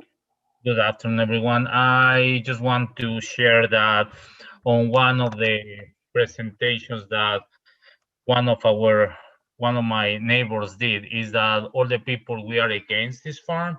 That is not a true statement. I am in favor of developing our community, and I think that I have been in the food industry for 25 years. I am a food scientist by trade, and I think that one of the properly run and with the technology that this farm is going to be, the environmental impact is going to be minimum. So in the sake of brevity for this meeting, and there are other people who would like to speak, I just want to say that not everybody is against this project. So thank you very much for your time. Yep. And if you guys have. Thank you for joining us. And Alan, have you got somebody else that you wish to bring forward? Your worship, that is all the members of the public in attendance. Thank you. So now, council members, any comments or questions? So, Mr. Heeman, Councillor Heeman, sorry.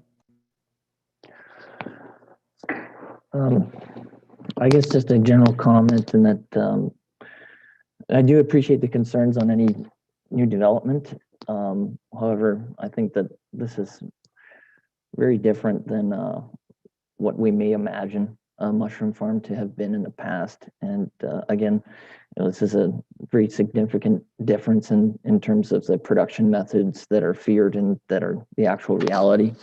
I've had the opportunity to be on similar mushroom farms, and they're a lot closer to a food manufacturing building. It's a lot more of a tidy and clean experience overall. I know I've grown oyster mushrooms in my own kitchen.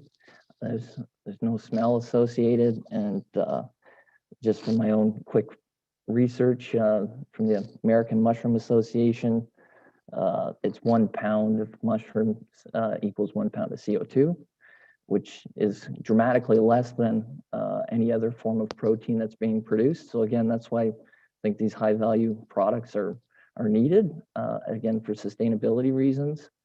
And it is a very creative and entrepreneurial way to make a livelihood on a smaller parcel of agricultural land. So again, kudos on the ingenuity there.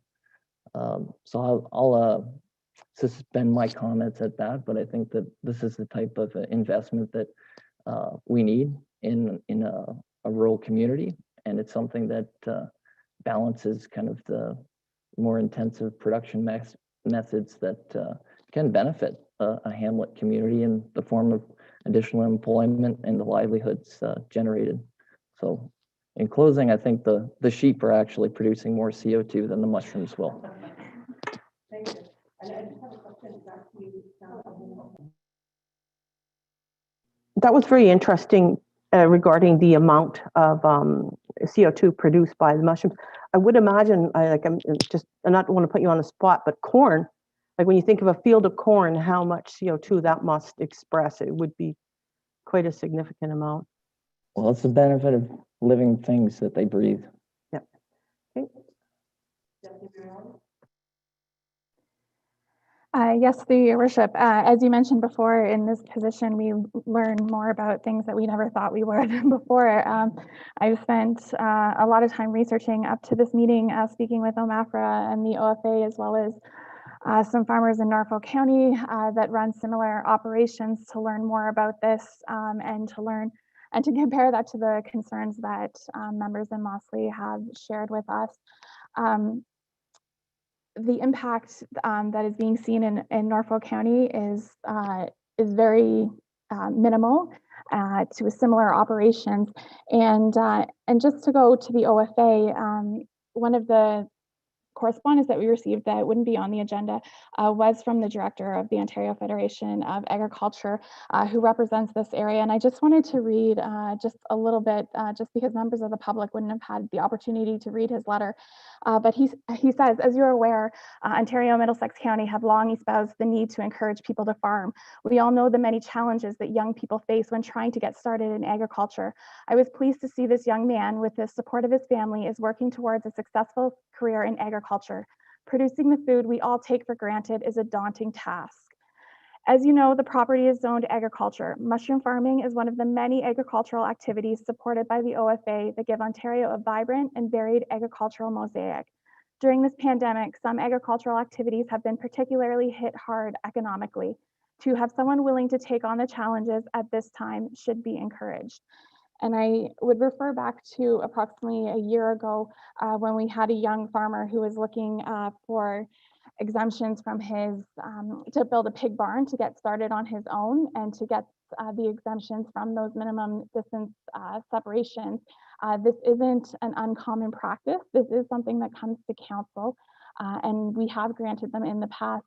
And I do think it's important, both the Middlesex County Economic Strategic Plan as well as our discussions with our strategic plan here in Thames Centre have been to promote agriculture. And I would echo many of the comments that Councillor Heeman made, is that we should be encouraging young people in Thames Centre to get started in agriculture. And if this is one of the ways that we can do it, I would support it. Thank you. Councillor Hunter? Yeah, I would like to echo those comments as well. Getting closer to the end of my career in the agricultural industry, it's very nice to see young people coming back into the industry, and it is very, very difficult for them to get started. So any little things like this that we can do to help it, it's very encouraging. Thank you. Councillor Patterson, did you have any comments? Yeah, question, Mayor Warwick. The applicant's agent mentioned the water course, and of course our Mr. Bancroft talked about they're asking for a reduction from 150 meters to 25 meters. Can we have our drainage superintendent maybe comment on, is this actually a water course or it isn't, or there seems to be some confusion about that? Your worship, if I could provide some elaboration. I'm not aware of a water course. I certainly, when the application was filed, I reviewed all of our mapping, including drainage mapping through the drainage superintendent. I have no record of a water course, simply put. That was based on the information that was provided by Mr. Finlater. So that's all I have to say about that.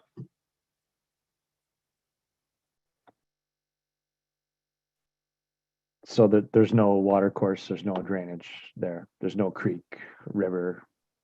Correct.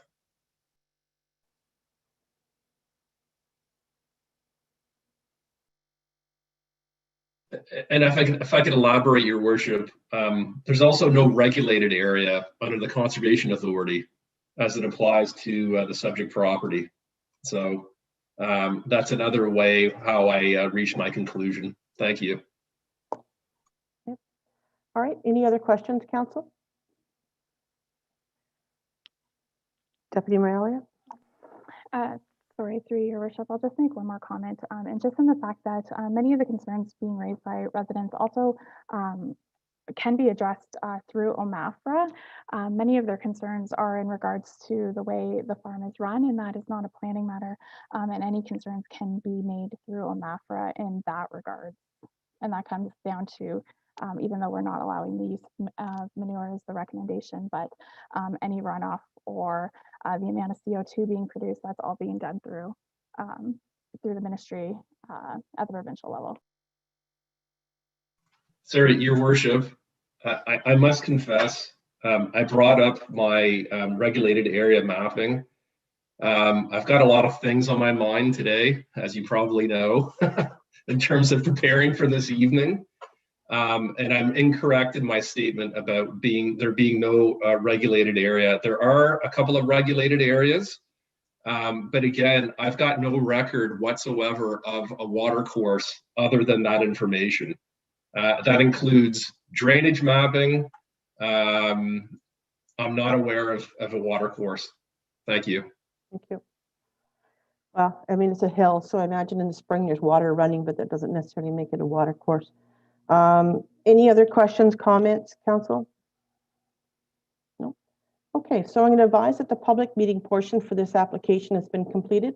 I'm going to ask council to make their decision on the application by resolution, considering all comments received. And I believe there is a recommendation and it's been revised. Is that correct? That's correct, Your Worship. Okay. It's been qualified, and I believe the wording was provided by myself to the clerk's office. So I think you have that information in front of you. If not, I can provide it. No, I think I've got it. So I'm going to read it just so everybody understands what I'm reading. That the zoning bylaw amendment in respect of application Z 1920 filed by Stuart Fenlater on behalf of Hassam Elvani for a property known municipally as 3810 Elgin Road and legally described as part of Lot 12, Concession 2 SRT, Geographic Township of North Dorchester, Municipality of Thames Centre, be approved subject to a provision prohibiting the use of manure for the cultivation of mushrooms, and provided conformity with the Nutrient Management Act, if applicable, has been demonstrated to the satisfaction of the municipality, and that staff be subsequently directed to prepare the necessary zoning bylaw amendment for council's consideration at a future meeting. So that would be your revised one. Correct. Okay. Thank All you. right. Motion made by Deputy Mayor Elliott, seconded by Councillor Heeman. All in favor? Thank you.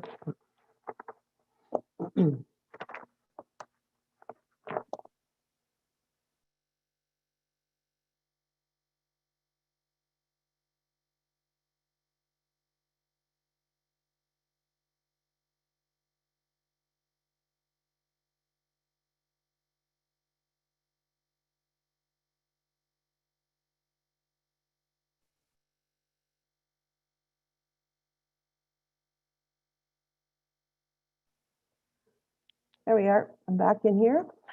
So we have the procedure for the public meeting for the proposed plan of subdivision 39T TC 1903 and the zoning amendment application Z19 2019. So I'm going to advise the County of Middlesex, who is the approval agency for plans of subdivision, has requested that the municipality of Thames Centre conduct the statutory public meeting required by the Planning Act for consideration of a plan of subdivision. The purpose of this public meeting tonight is only to obtain feedback from the public before making a decision at a future council meeting date. Any written feedback that has been received will be considered by council when making a decision. Staff has prepared a frequently asked questions list that was posted on the agenda, and I want to thank Mr. Bancroft for doing that. Due to the large response and interest of this public meeting, we will need to limit time on questions, comments, and concerns to assist with the meeting process tonight. Therefore, we encourage you not only to participate in speaking tonight if you have new additional information not already addressed by the planner, agent, or contained in the frequently asked questions posted. A link to the YouTube broadcast was sent to all registered participants an hour before the meeting. If you are participating, you will be brought in from Zoom attendees section and given the opportunity to provide your information. It is then requested that you use the link to the YouTube broadcast that was attached to the email sent an hour before the meeting. In the event your questions have all been resolved, it's requested that you leave the Zoom meeting and view from the YouTube broadcast, as being in the attendees section is considered a request to speak. Planning staff are also available to answer any questions you may have during normal office hours. Anyone who has registered for this meeting or sent comments requesting a decision will be emailed a decision. I hope that made it clear for everybody. We've considered everything that's come in, and we're sent out frequently asked questions, and we're looking for information from you, and you are available to view the rest of it from the YouTube broadcast. So the purpose of this public meeting is to consider application as submitted by the owner, Sifton Properties Limited, the applicant being Monteith Brown Planning Consultants.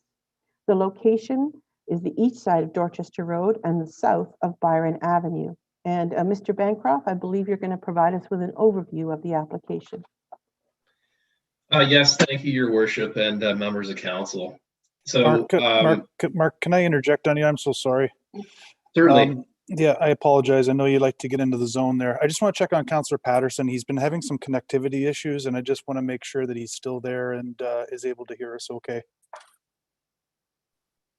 I can hear you. I just trying to get the video going. Okay. Just want to make sure you're all right. That's all, and don't want to miss anything. These are important matters, so I'll carry on. Sorry, Mark. Okay, Your Worship and members of council, my report is before you, which provides background information regarding the revised proposal. It's important to note that notice of this proposal has been circulated to property owners within 400 feet of the subject lands and to prescribed agencies under the Planning Act, and also through the posting of signage on the subject property. Beyond those requirements, we have also posted notice on the municipality's website. And I want to make it clear to the public that the purpose of this meeting is to facilitate community feedback. Following the public meeting, I will consider all of the comments received from the public as well as from agencies and provide an evaluation, including a recommendation for council's consideration to be heard at a future meeting. To be clear, it's not as if I've had an opportunity to evaluate the current proposal, in that what we see before us this evening is the request made by Sifton Properties. Just some context. So according to the official plan, the property is designated residential for the most part, which permits a wide range of housing types and densities. And then along Dorchester Road, the subject lands are designated general commercial special policy area 2, which allows for commercial uses and or medium density residential uses, such as townhouses, low-rise apartments, that sort of thing. Beyond that, there's a small portion of the property at the southeast corner, which is a designated protection area and environmental area. Moving along, the property is also situated within a wellhead protection area and subject to the policies of the Thames, Sydenham, and Region Source Protection Plan. Within this area, it's important to note that there are policies and regulations in place which do not generally preclude residential or commercial development opportunities within wellhead protection areas. From a zoning standpoint, the lands are zoned future development, site-specific, which only allows existing uses. And then beyond that, we've got environmental protection zoning to recognize existing natural heritage features. Also consistent with the official plan, we have regulations in our zoning bylaw dealing with the wellhead protection area. And again, those regulations from a zoning standpoint do not preclude residential or commercial development opportunities. Council will recall that Sifton's original proposal was presented at a public meeting on November 25th, 2019. And that's, of course, pre-COVID, when we actually had a public meeting in council chambers where we were able to engage the public. What's coming up on your screen now is a copy of the original submission, which proposed back then 191 single detached lots, along with a commercial block on the north side of Street A along Dorchester Road. And then on the south side, on the opposite side of Street A along Dorchester Road, we have a block that was reserved for medium density residential. Now with the current proposal, and a copy of the plan is going to appear before the screen magically because I'm actually not doing the controls. I've got someone helping me behind the scenes. Thank you, Abby. So here is the current proposal. So rather than 191 single detached lots, that number has been reduced to 111 single detached lots, along with increasing the number of townhouse dwellings to nearly 300, and also the introduction of a mixed-use building located in the pink area, north side of Street A and on the east side of Dorchester Road. So a mixed-use area with a 34-unit low-rise apartment building. So with this proposal that's before us, the developer has indicated that at the council meeting, the public meeting that was held back in November of 2019, they heard feedback from the public and came back with this revised proposal that includes a variety of housing types and tenure options, including opportunities for rental and condominium units. It's important that council and the public understands that also the developer is seeking flexibility with this plan and also through zoning to allow the development of 2 residential blocks. So that would be blocks 112 and 115. With those 2 particular blocks, the one is located at the northeast corner of the subject lands, and then the other one is located south of the retirement home, Dorchester Terrace. With flexibility, the developer is requesting an opportunity for either low-density residential, such as single-unit dwellings, or medium-density residential, such as townhouse units, in order to better respond strategically to market demand. There's also flexibility being requested for Block 118. That's the one in pink along Dorchester Road, south of the Shoppers Drug Mart, to allow for commercial uses and or residential uses, or a mix of both, and residential in the form of apartment units. In terms of vehicular access, there's no change proposed compared to the original submission, in that we would have 2 points of access. One through Street A via Dorchester Road, and my eyes are not good enough to read the other access. I don't know what the street name is other than it lines up with Canterbury at Byron Avenue. This proposal would also include a pedestrian connection through proposed open space areas along the southerly limit of the subdivision, and at the southeast corner of the site adjacent to the stormwater management pond on Oakwood Drive. Again, with this version of the plan, there would be no access from a vehicular standpoint, no road connection to Oakwood Drive, considering existing natural heritage features. As part of the application submission, originally there were 11 studies or reports that were provided in support of the subject proposal. Based on the more recent submission, there has been some supplementary information provided through the form of 3 revised studies or reports. As it applies to zoning, I want to quickly go through this, Your Worship, if I could.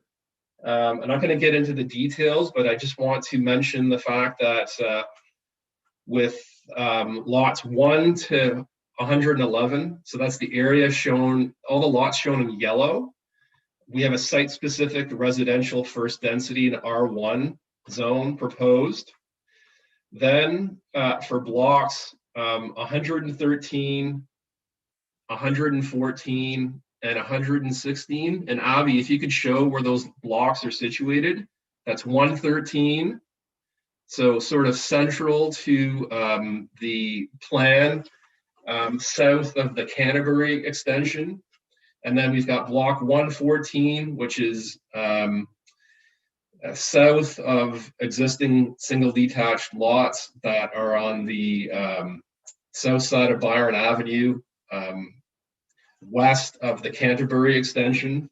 And then block 116, which is another an internal area off of the end of Street A.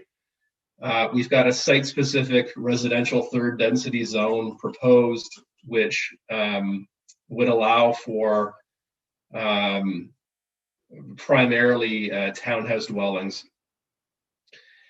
And also we've got dual zoning requested for blocks 112 and 115. So that would be at the northeast corner of the site, and also block 112 situated south of Dorchester Terrace.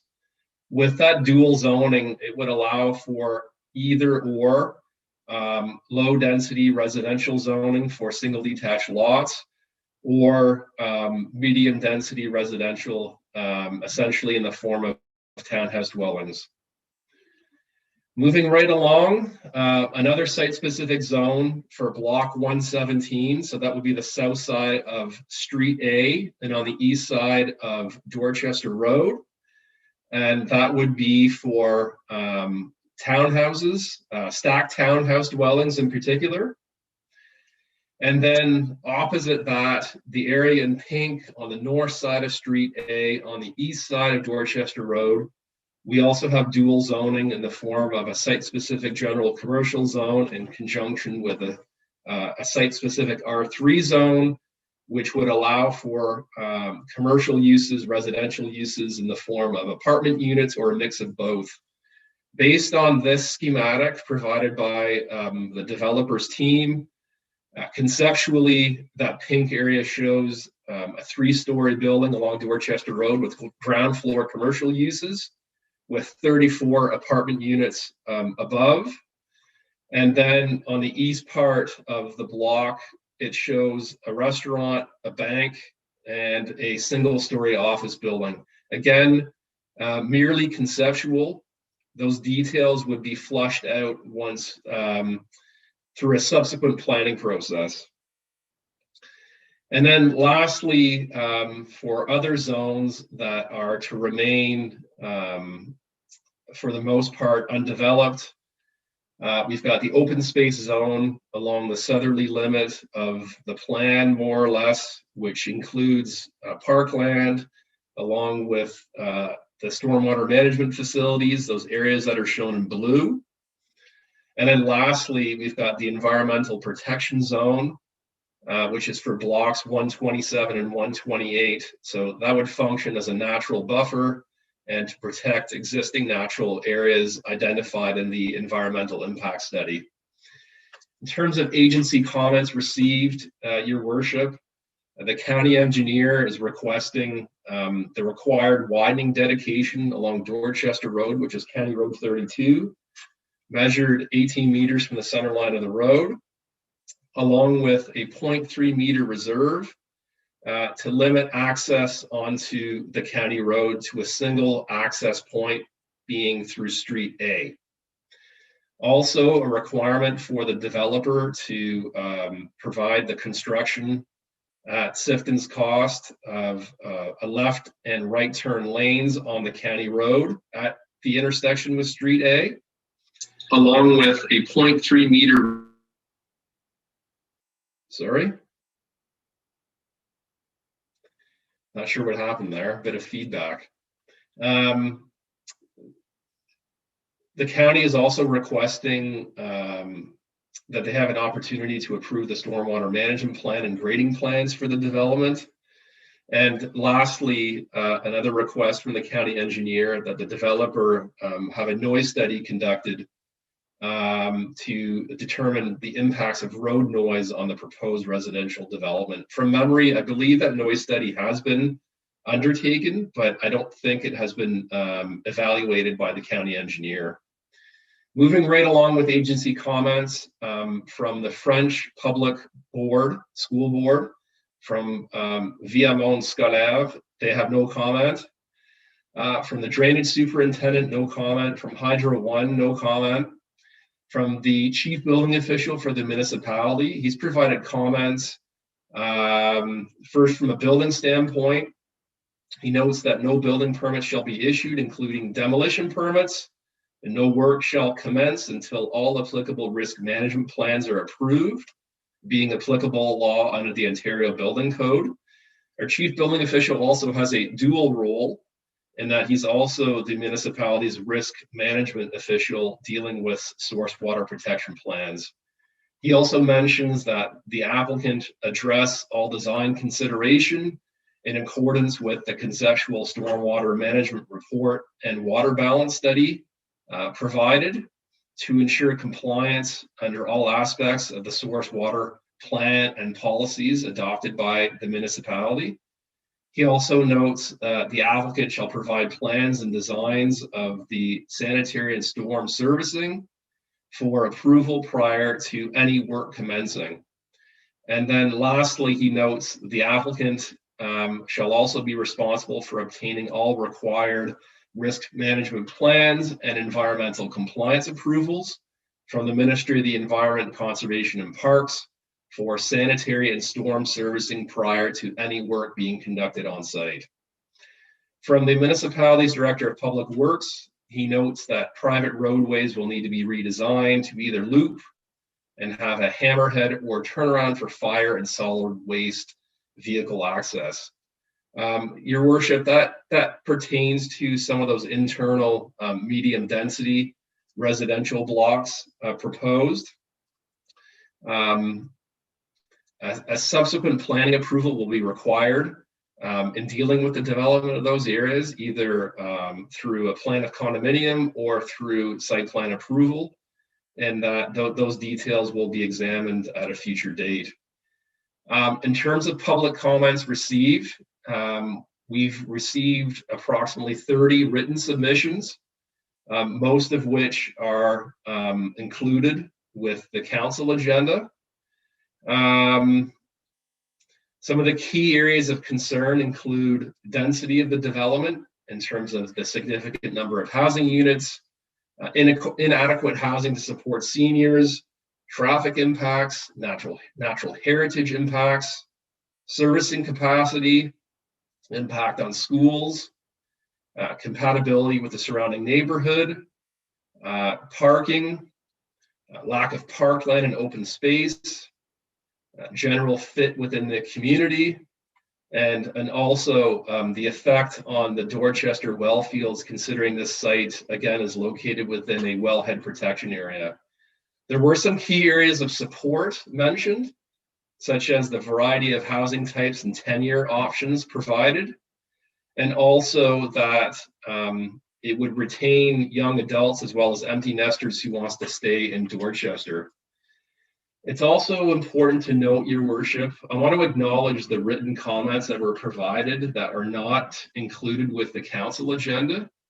And that would be a submission by Mr. Fedorik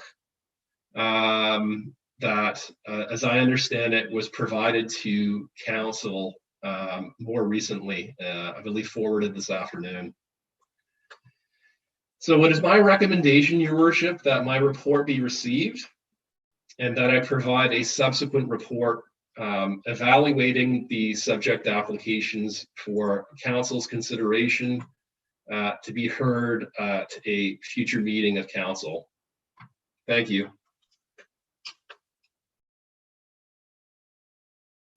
Thank you, Mr. Bancroft. And I'm going to thank you again. You did provide a 5-page question and answer document in response to the many letters that we got. And that was extra work that wasn't necessarily your job, but I think it really helps people understand exactly what the purpose of this meeting is tonight. Thank you, Your Worship. You're welcome. I'm going to ask now the agent to provide a presentation. Your Worship, can we hold off for 60 seconds? I need to verify something. Yes, certainly. Do you want to? Do you need a recess for 6? No, okay, right back, okay. All right. Just gonna run back and check something, I'll be right back. And it's always interesting to see, public meetings with the amount of questions and concerns that people bring in. And I think it's important as a community to recognize those. And again, that's the job tonight. And I just want to remind everybody, if you've just joined us, that tonight it's just to obtain feedback from the public before making a decision at future council meeting dates. And all this written feedback that we've been received will be considered when we make the decision, when it's time for us to make a decision. So again, might seem like it's a do or die, but it's not. It's just, again, information. So I think, Mr. Bushell, you can continue with the agent. Okay. Yep.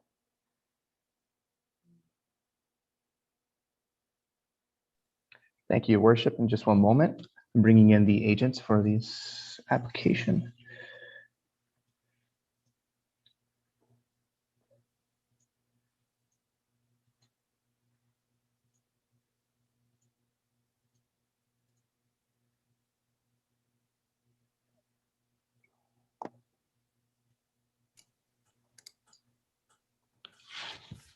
Good evening, Your Worship, members of council.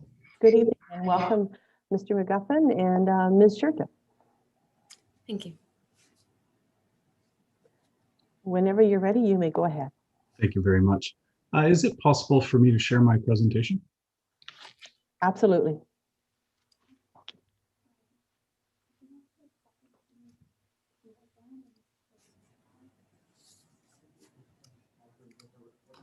Can everybody see that okay?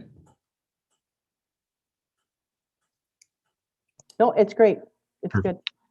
Thank you very much, Your Worship. Good evening, and I'd like to thank yourself and all members of council for listening to us this evening, inviting us for this opportunity to return in front of council and members of the public on behalf of our client, Sifton Properties, for this exciting proposal for Dorchester, now referred to as Hawthorne Park.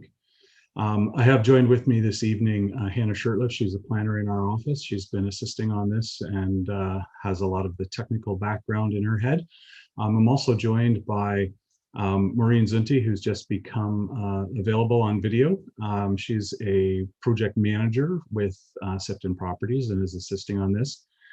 And I'm not sure, but Phil Mashelin, Vice President of Development, was also supposed to be joining us this evening. I see another 39T applicant in the bottom corner with no video, so I do assume that that is Mr. Mashelin. We are all here and very pleased to be in front of council this evening. Like to, sorry, as I work through some technical matters here, just open discussions and identify some matters that we'd like to speak to this evening. Mr. Bancroft did an excellent job of providing the overview of the development proposal, the request for the zoning, and the notion of flexibility that has been requested by our client in terms of the zoning to provide for housing opportunity. And in my presentation this evening, what we'd really like to accomplish is to let the municipality, let council and the general public know that we are listening. We want to speak about the provision of a range and mix of housing types that is now evident in the proposed revisions to the plan that's before council this evening.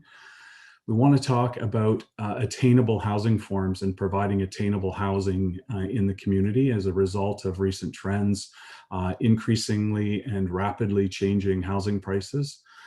Coupled with creating complete communities, and then really discussing that flexibility piece that Mark was just speaking about in terms of how we're proposing to address these growing issues of providing housing in our communities. So as everybody may or may not be aware, it's definitely been a hot topic in many municipalities right across the province and the country in general in terms of trends in the housing market. And this slide's just going to give you a couple of headlines that have been occurring in the local London area since October of 2020. So this has been a very short time frame, but council may or may not be aware that, you know, using London as a real estate center for this local area market, since October, the average housing price has grown from $500,000 now to over $600,000, and it's still reporting to be climbing. Reports market-wide of sales far exceeding asking prices, a shortage of supply of lands for housing, and a shortage of a range and mix of housing types. These increasing pressures are creating housing shortages, which are in turn causing costs for housing to escalate. This studies undertaken by the Ontario Real Estate Association have confirmed that rural areas need to diversify housing options in order to speed up development approvals and to create more affordable housing opportunities.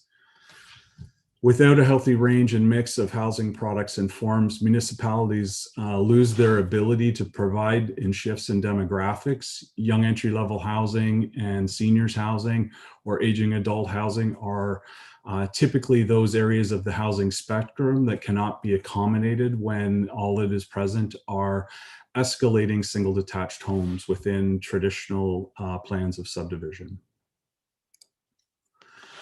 So in terms of the dialogue that we were presented back in November of 2019, Sifton had brought forward a plan that was predominantly identified or laid out with single detached dwellings, and then 2 large blocks that provided opportunities for medium density forms of housing and commercial.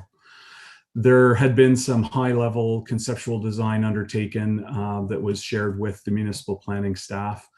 But essentially it was a single detached residential subdivision with some measure for alternative form. The overwhelming response that we heard from that public meeting was a request to revise the plan to add more design flexibility and to provide for higher level opportunities for rental, for increased density, for we heard discussions on requests for apartment type units. We heard requests for townhomes. Our client then went back and undertook some research in that regard from a market perspective. And their market information is informed by many, many subdivision developments that are actively involved in jurisdictions not only in Thames Centre, but in the City of London and all of the surrounding communities that they're actually involved in, and looking at what the trends in housing forms are, housing supply and housing demand. And that was really the genesis of the plan that is before council this evening, recognizing that there is a growing demand for attainable housing. And we've used the term attainable specifically to recognize there has been a significant uptick in the value of purchase price of housing in the local area. I did a quick MLS search on Friday in Thames Centre, and I think there were 5 listings. I think the cheapest listing was 500,000, but the majority of them were 600,000 north of $1 million. You know, and what that really illustrates is that, you know, as you retire, where do you end up living in Thames Centre, or do you have to go back into the city to provide or be provided with an attainable housing form, particularly if you're a snowbird and you look at doing some traveling or want to spend some months south. We've also understood that there's been a significant buzz that's been created as a result of this notice of public meeting and the information sharing that was undertaken on the municipal website. And we've had an opportunity to review those comments that were submitted to the municipality and the FAQ response that Mr. Bancroft prepared. And we'd really like to sort of add a little bit more information into that discussion so that council is aware of our client's position and their proposal, and to hopefully alleviate some of the concerns that have been expressed by the community. So in terms of range and mix, we're looking at proposing a plan to address the long-term needs of the community. And I think it's very important for the community to understand that these plans don't materialize overnight. There's a significant planning process. Some members on council may recall that I was involved in the original planning for the Boardwalk at Mill Pond property That project started in 2008, and by 2014, there was some building that was occurring.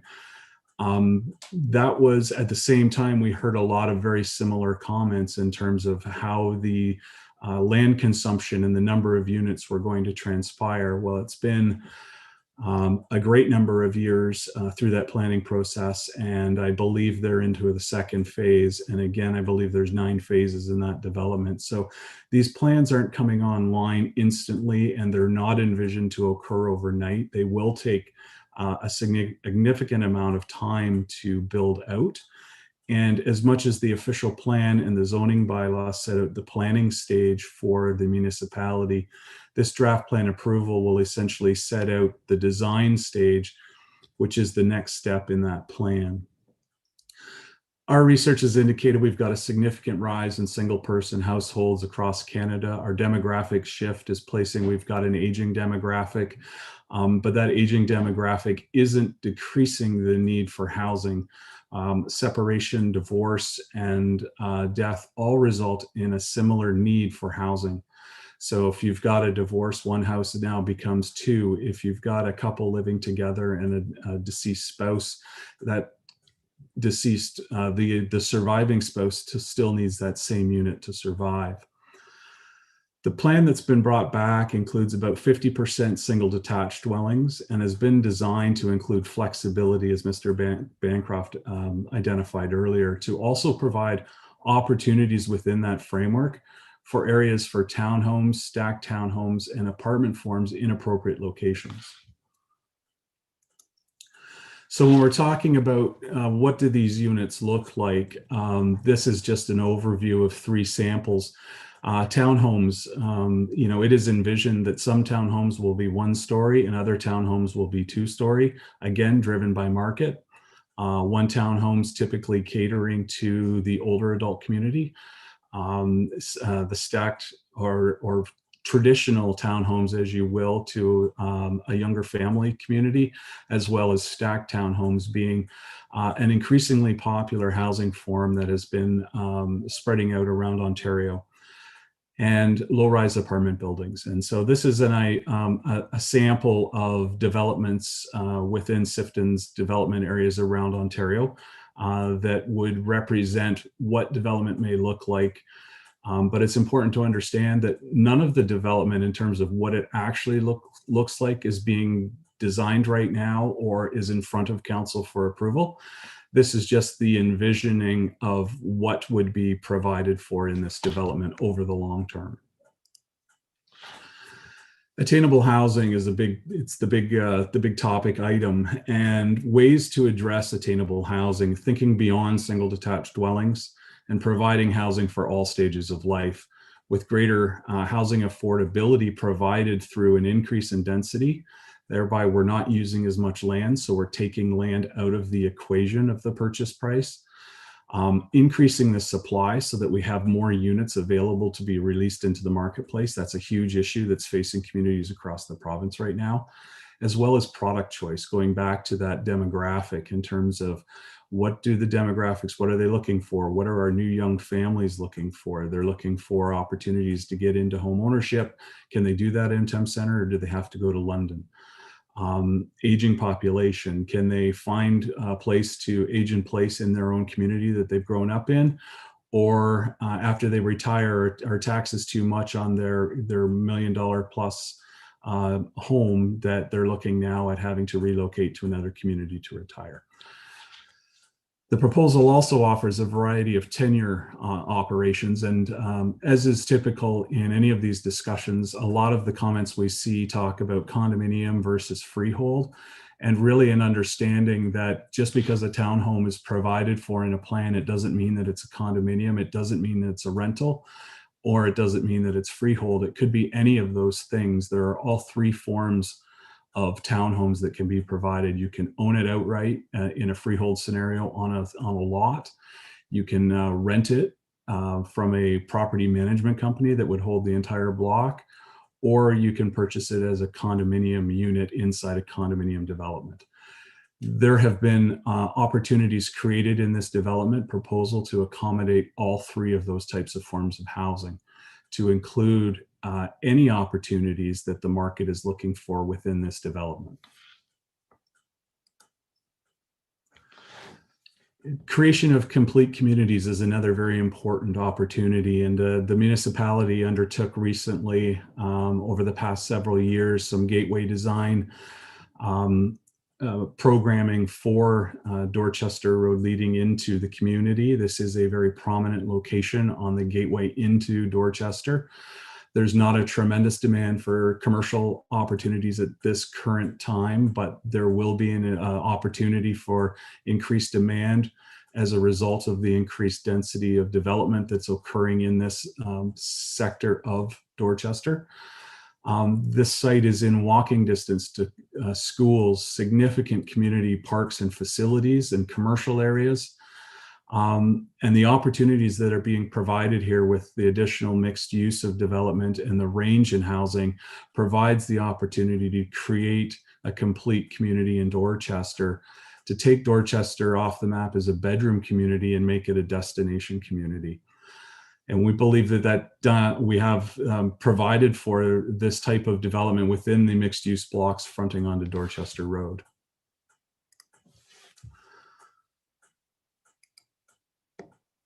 So we talked about responding to market demand, range and mix, complete communities, and attainability. And what we've sought in our proposal is the opportunity for flexibility. It enables different forms to be accommodated at different densities on different blocks. And that would be done through future processes. After the draft plan approval, and this, I guess these comments are more directed to the public, but to council as well. Today in the approvals process, we're at the draft plan zoning stage. So essentially we're establishing the road network and blocks for development. Subsequent to this, there will be applications for site plan for the blocks that will contain the medium density housing.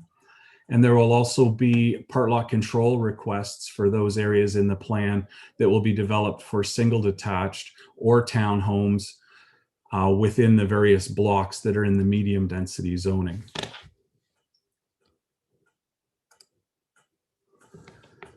Mark already identified for you the focus and the direction for growth in your official plan. I just wanted to identify these lands have been envisioned to be residentially developed for decades. And there's a general density limitation of approximately 35 units per hectare with a maximum height of approximately 3 stories. And this is really sort of where the rubber hit the road, and Mark did an excellent job of with Abby's assistance, drawing out where the zoning pieces were being proposed. But this graphic may assist a little bit better. When you see the areas in blue that are located here, these areas permit triplexes, fourplexes, street towns, and stacked towns. Those are the areas where those types of block developments have been proposed. The areas beside it in red with the R1 and R3 on either side of that are where the zoning is proposed to permit either single detached or triplex, floorplex, townhomes, street towns, or stacked. It's envisioned in this area that there may be some street fronting townhomes or there may be some singles. The R3 zone that was provided in this location provides for all of the uses that were contained in this zone.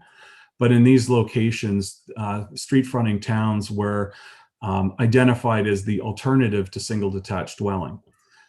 A single detached dwelling may actually end up occurring on these lands. It's not known. It's the site was designed so that if there was an increased demand for townhomes, there was additional areas in which those townhomes could be provided.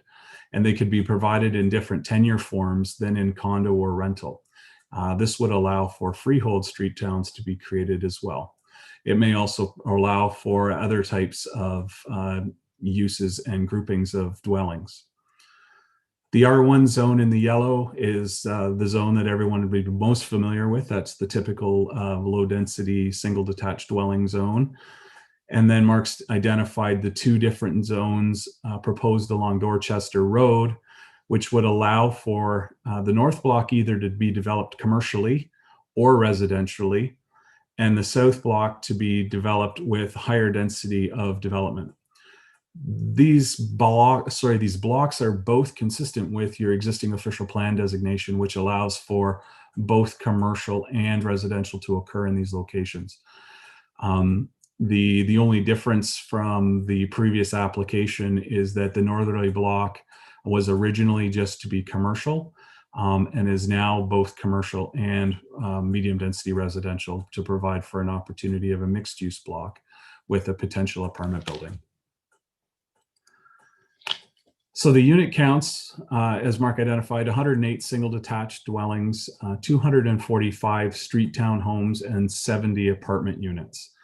The number of single detached dwelling units that was provided on the previous plan, as Mark indicated, has significantly been reduced. But the previous plan didn't have any conceptual capacity numbers associated with it. So a straight line comparison to the previous and to the existing isn't exactly a fair analysis of the proposal. So this version of the draft plan will contain 10 blocks for single detached, 6 multi-unit residential, 1 mixed use, 2 parkland blocks, 3 open space blocks, and 2 open space blocks for environmental protection. Again, Mark spoke of the proposed parkland system, the linear parkland system, to provide for a trail opportunity across the south end of the development, which would then tie into the boardwalk at Mill Pond at some point on the lands to the west, and then hopefully tie into the actual boardwalk and that trail system that evolves around the Mill Pond.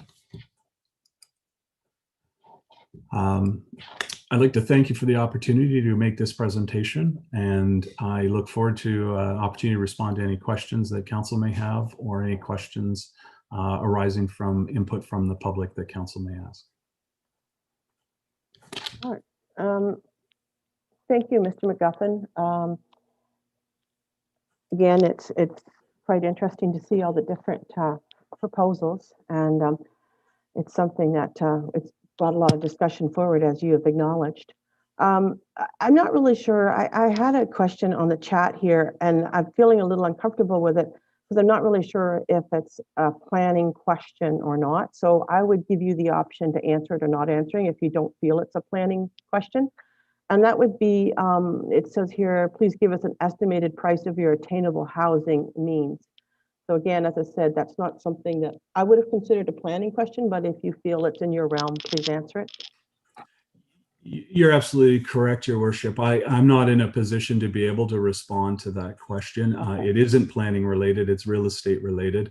My answer, I guess, short and quick is, again, the denser the development, the more efficiently the development can be produced, which leads to lower prices. Thank you.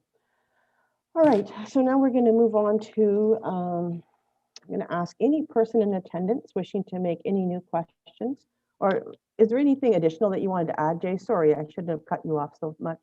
I know that Hannah's here and Phil's here, so I just wanted, and Maureen, so I just wanted to make sure there was no other. Yeah, because the actual mix hasn't been completed yet, the purchase prices, the form hasn't been identified, and a lot of those things go into the evaluation of what the actual cost of the unit is.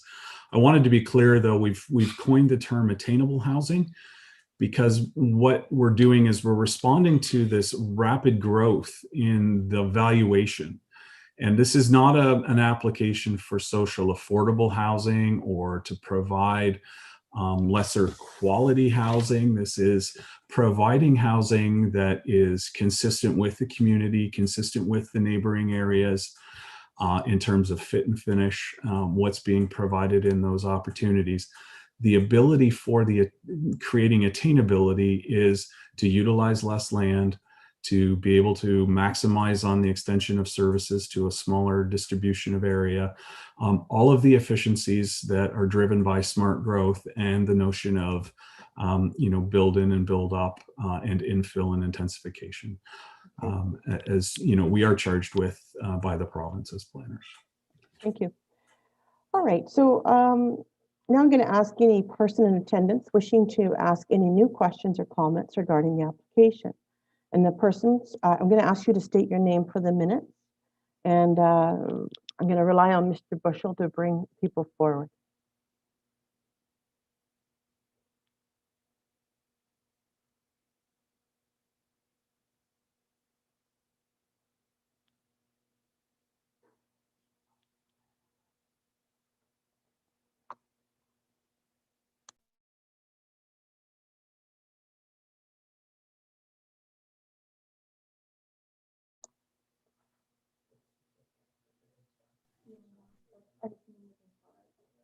I have a comment.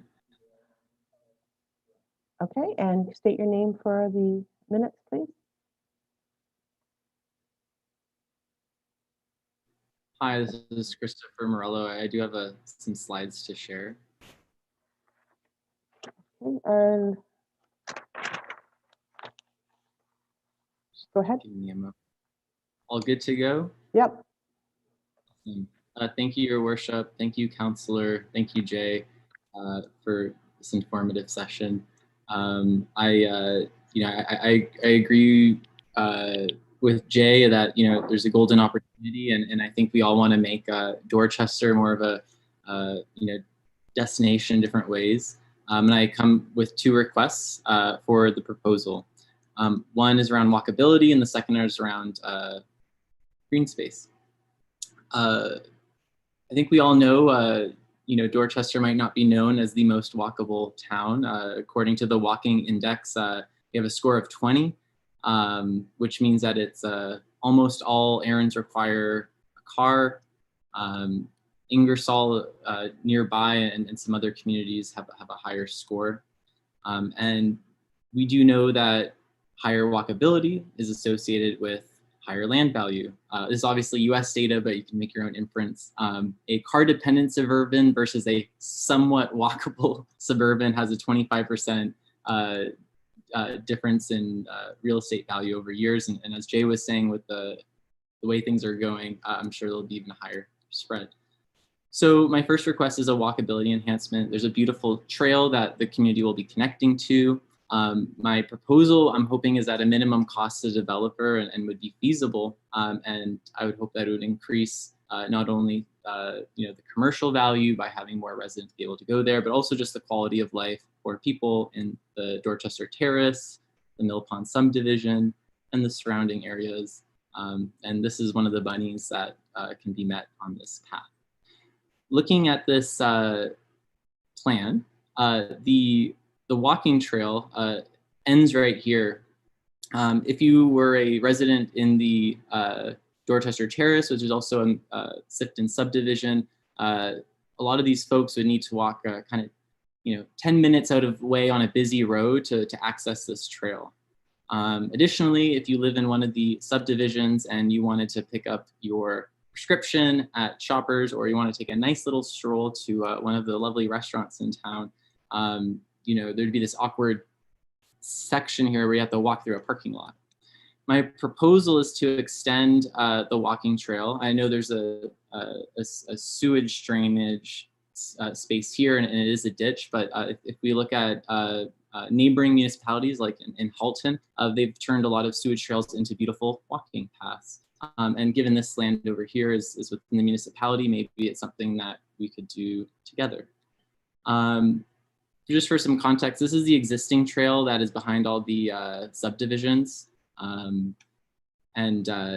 You can see all the homes that could possibly be connected to this. As you can see here, the before and after would just be extending this trail so that people who have folks in the Dorchester Terrace could enjoy seeing their family more leisurely without having to get in the car, and of course reducing the carbon footprint of our town. Just given how many things are actually around this trail, it'll actually be quite lovely to connect them all for the sake of all benefit, all residents. My second request is around, and by the way, any questions on this from the Sifting group or anyone on council or your worship? Not yet, I don't think. Oh, go ahead. You. It's my slapdash GISing right now.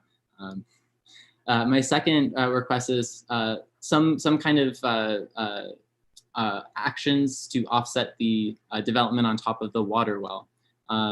Again, going based off Jay's point, and making Dorchester a destination community. He referenced a lot of millennials, a lot of seniors, a lot of people looking to buy homes. I don't need to put the data up here for anyone to know that nature has become a huge value for all residents. In fact, that's what brought me to Dorchester as well. I have three suggestions for this. One is if there's any means to increase some of the parkland area there, that would be cool, but I understand that's a lot. The second is planting of native trees only, and types of plants that minimize the need for fertilizer and pesticides. Again, a lot of that seeping in to the water well. It would be great if we can minimize the amount of pesticides that we drink. And of course, because in the proposal, there is a lot of parking lot areas, there's already going to be a lot of salt. It would be great to do that. Maybe one way to mitigate this would be to have a member of the Mill Pond Committee as an advisor. I will leave it up to the people who make the rules to decide how that might look. But of course, just to kind of connect everything together, because as we know, the Mill Pond is not just a little square in Google Maps, but it's connected to a broader ecosystem. And they could help support some of the decisions that are made in a way that is the win for everyone.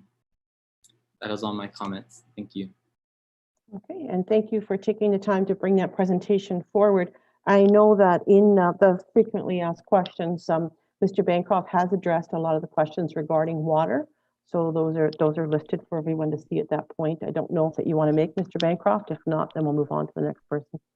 Okay, and Alan, you have Mrs. Powers lined up?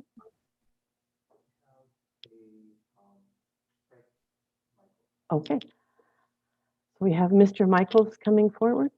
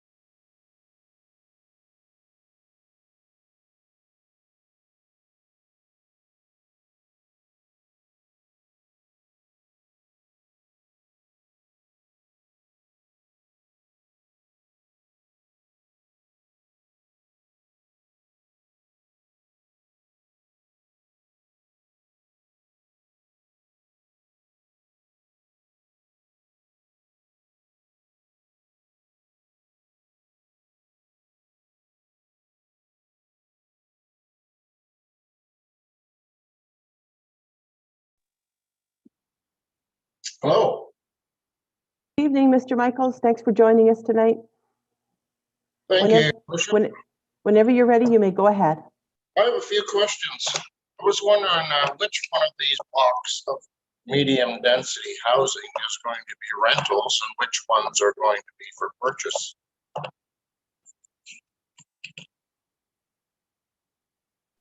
Okay, I think your question was it regarding ratio of rentals and purchases, and I think that was something that's not quite determined yet, but I could be wrong. I'll let Mr. Monteith field that question. Mark.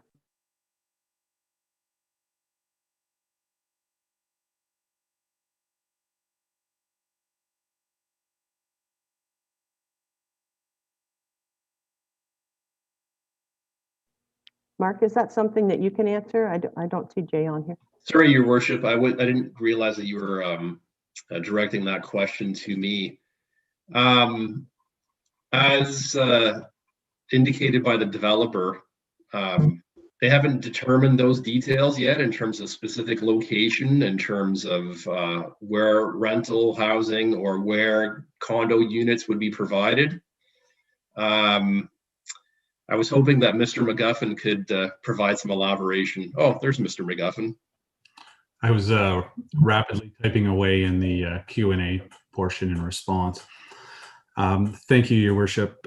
Through you, the proponent has not made any determinations on which blocks would be specifically ownership versus condo versus rental.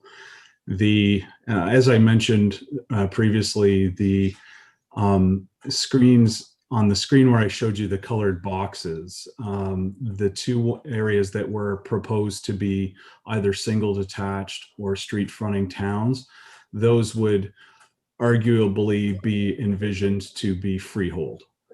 The three blue boxes that were blocks for potentially townhomes perhaps would be condominium or rental. The distribution hasn't yet been determined.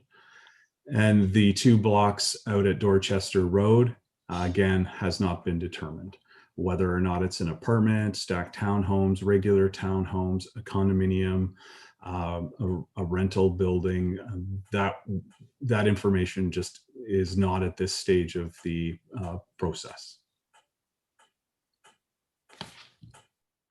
It sounds like you're looking for the okay for a subdivision, and you don't know what you want to build. You're going to build 1 floors, 2 floors, stacked townhouses. Yeah, you don't know whether they're going to be rentals or for purchase. It sounds like give us the okay, we'll just fill it up with whatever we feel like at the time. Okay, is that your question, Mr. Leeson? No, that's a concern. Okay, and do you have any other questions after this? I don't think so. Okay, all right. Then I'll cut you off and I'll let Mr. McGuffin, if there's an answer to that, I'll let you go ahead with it. Thank you, Your Worship. Actually, to the Mr. How do I say your last name, sir? Michelsi. Michelsi. To Mr. Michelsi's comments or concerns, it's not typical at the draft plan of subdivision stage to know all of the finite details of the various blocks in a development proposal. Those blocks are often sold to other developers who develop that specific type of housing. If for an apartment building, for example, there are various apartment developers who will look for blocks in a plan of subdivision. They will purchase the block, the zoning will set out for them the general parameters, and then they will go through their site plan process and or draft plan of condominium process with the municipality for the next round of approvals. At that point in time, they will know exactly what they're building. They will know exactly what it looks like. At this point in time, we're just laying out the blocks, the pieces of land that will be sold to potential builders and developers of various units. Sifton Properties will not be developing all of the lots and blocks in this subdivision. It will be developed like any other subdivision, which is typically created, and then there will be agreements with a variety of builders, which brings an additional a range of design and product into the development. Thank you. And Mr. Michelsi, that's the end of your question? Yeah, and I think it's just way too dense for the area. 300 or 298 townhomes in one small area, when all the other developments around Dorchester that are in the works also have medium density blocks. I don't understand why so many in one area. Okay. Thank you, and thanks for joining us tonight. Thank you.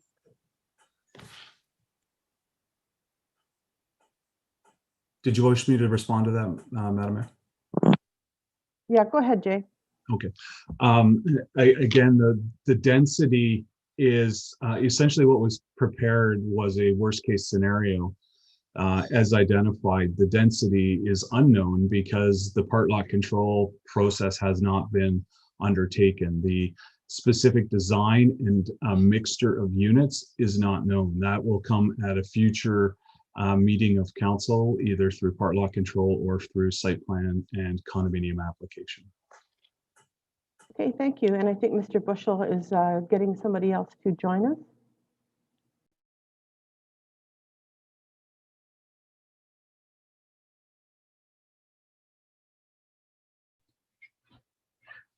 Your Worship, Delia Reich is coming up. As well, Abby Heddle, please be aware that I believe you have something worked out with her. All right, and welcome to Mrs. Reish, a familiar voice and face for Thames Center. Thank you very much, Your Worship, and thank you, everyone. I'd like to begin by just actually giving a shout out to Alan. He was very kind in providing us some technical assistance during Family Day. So thank you very much to him and your team for all of the support. So yes, events of interest in this this development. I mean, I have to kind of agree with Mr. Michelsi. Jay, this is a dog's breakfast of a planning submission. I mean, there is everything but the truck on this. My concern, and I do welcome and I do support this sort of initiative to come forward first and foremost.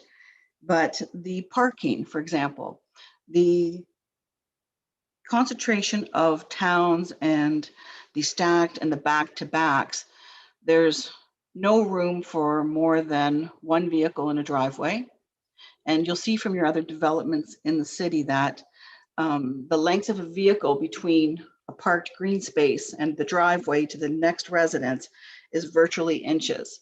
And it's going to cause some concern. Also to overnight parking, the lack of overfill parking or parking for guests in that high density. So I'd like you to consider that, that we know it's very troublesome to the existing developments that you have around all communities, and that we just don't want to see something like this happen. The other issue that I wanted to talk about tonight was traffic on Byron Ave. I know and I understand that a TIS is coming forward in March, so I appreciate that this doesn't go forward yet to council. We'd like to see what sort of results come from that. But having literally 200 or 400 more people coming in and out of Byron Ave in the morning or in the evening, I think will cause a conflict. And I mean, it's great that we get these consultants who know what they're doing, but unless you actually live on this street, you don't know what's going on. And you have to respect the fact that individuals feel very passionate about the amount of traffic. I mean, again, too, if you're talking about seniors and school age, it has to slow down. It can't increase. There can't be a freeway going through it. So I'd like to consider that respectfully. And also to just three things, because I know some of the issues that I had, I will reach out to council separately for on just some other, another time on this too.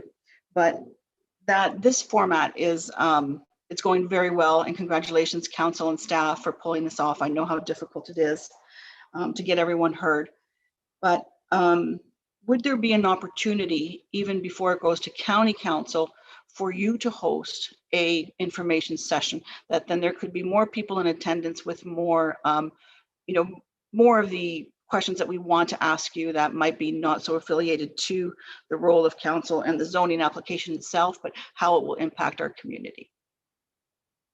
That's all I have, Your Worship. Thank you, Mrs. Reich. And again, it's always a pleasure to hear from you. Alan, do you have somebody else that you wish to let in? Yes, Your Worship, one moment.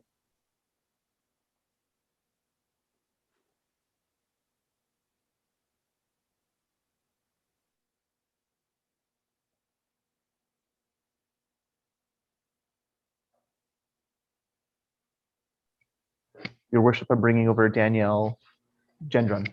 Great. Welcome, Mrs. Gendron.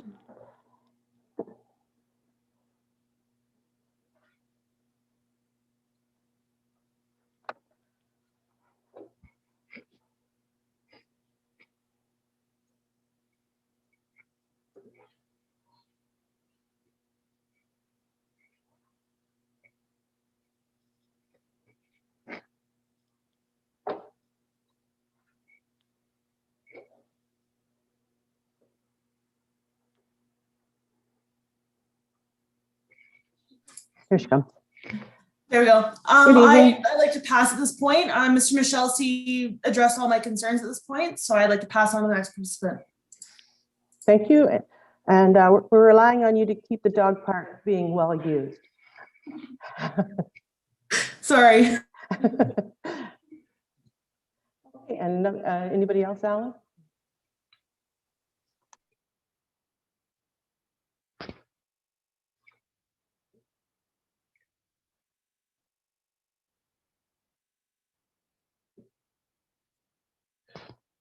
Yeah.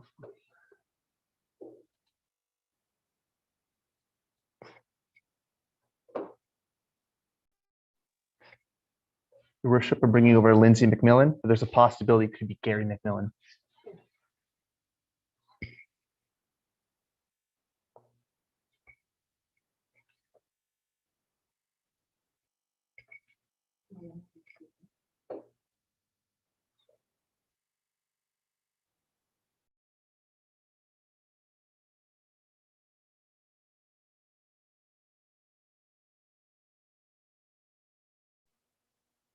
Looks like we have some. Sorry. I was hoping that you were going to bring up Gary McMillan, actually. Okay, Is he in the queue somewhere? I'll just check. 1 second. Thank you. I've made some comments and questions on the comment section, but I've been looking forward to listening to Gary say something. Thank you.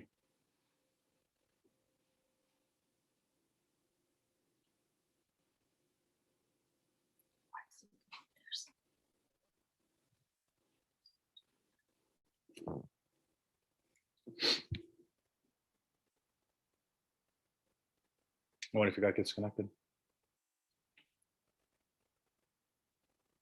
Are you having any luck? Yeah, it just takes a little bit. So Okay, no worries. 1 I second. want to make sure my computer's been freezing a bit all night, so I don't know if I'm not hearing everything or if the screen's frozen or. It's the good old internet. Here we go. Oh, And there I it is. think Mr. McMillan is on the screen.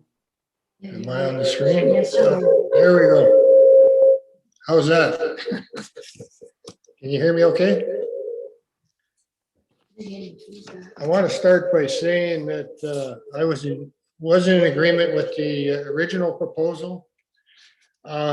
This new proposal should be a new proposal, not an amendment proposal, because it's nothing like the first one. A group of seniors requested that Sifton put some senior housing in the original proposal. That is not addressed in this new one at all. I've spoke to the people that are involved in that, and Sharon Powers is coming on later to address that, so I won't get into that. The planner that came up with this plan, Mr. McGuffin, should know better. He's been involved with this piece of property for years, knows the history behind it. I won't get into a whole lot of detail about the wellhead protection area, but I do want to bring up that the ministry puts a vulnerability score on this property, and they rate the vulnerability from 1 to 10. This is a 10, which is the most vulnerable. That's where we get our drinking water here in Dorchester. Can the property be developed? Yes, it can, but you got to take into consideration where it is. And this high density, by going from the original proposal of approximately 90% low density to 80% mid density, doesn't fit well with this particular piece of property. And Mr. McGuffin said that it was 50% detached and 50% condos. Well, I don't think 111 detached and 330 is what I'd call 50% split, or 330, I mean.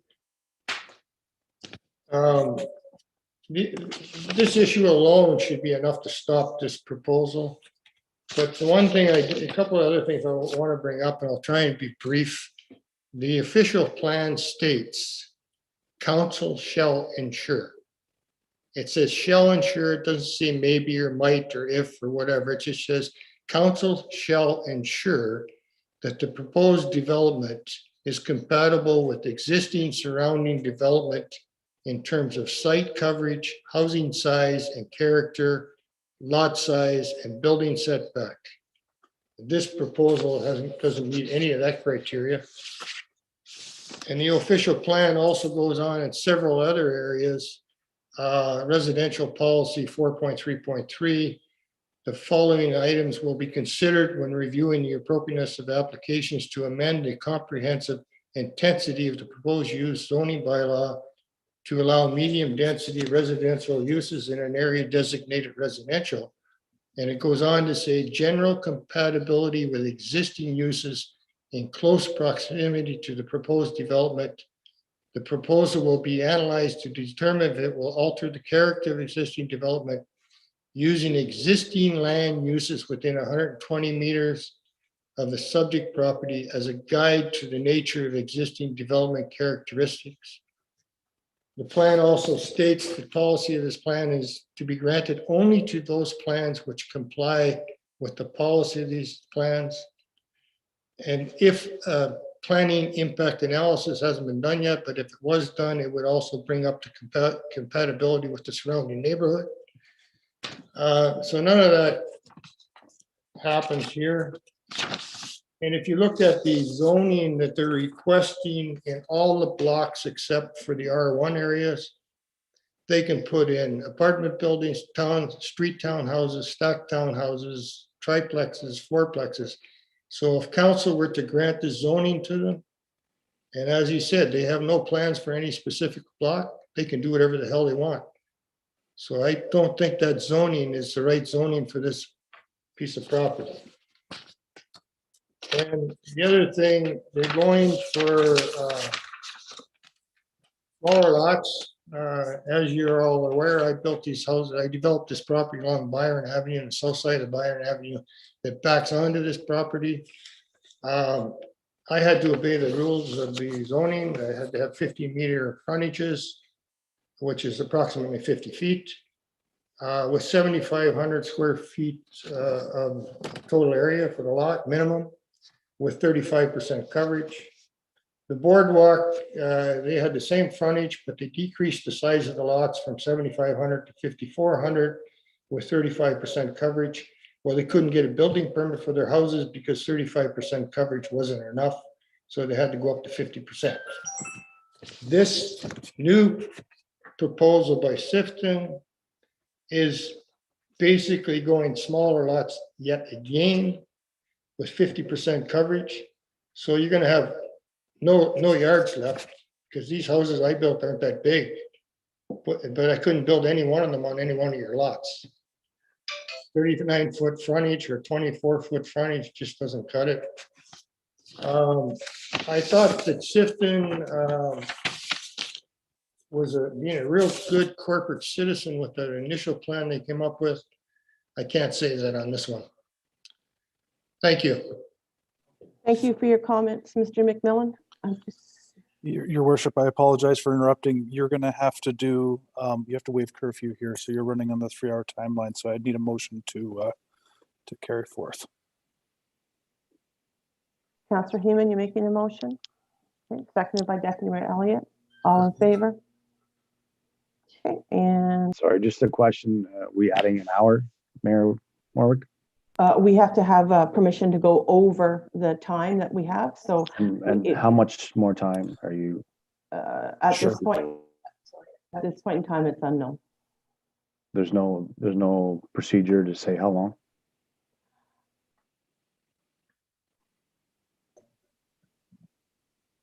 Yeah. Through you, your worship. The curfew just needs to be waived. A specific time doesn't need to be given. Thank you. Ellen, do we have somebody else? Oh, sorry. Looking at to close the vote for additioning to the curfew. So all in favor? Great. Okay.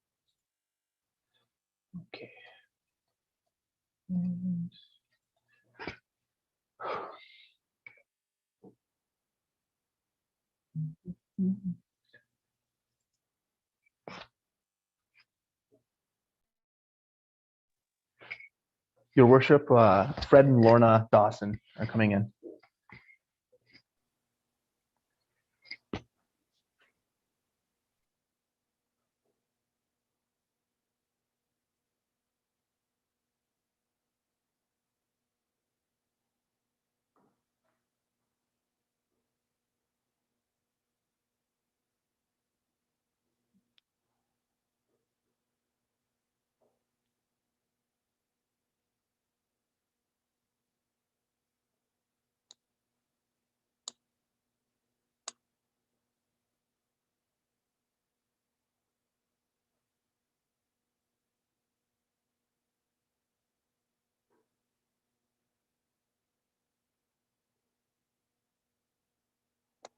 going to make a plug for high-speed internet throughout Thames Center at this point in time.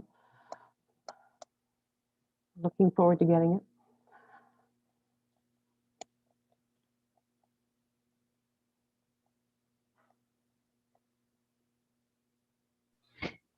Your worship, you may want to give them a last call for Fred and Okay. Lorna. Dawson, was it? Yes, correct.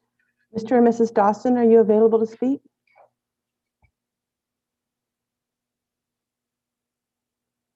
All right, so let's move on to somebody else, Mr. Bushel.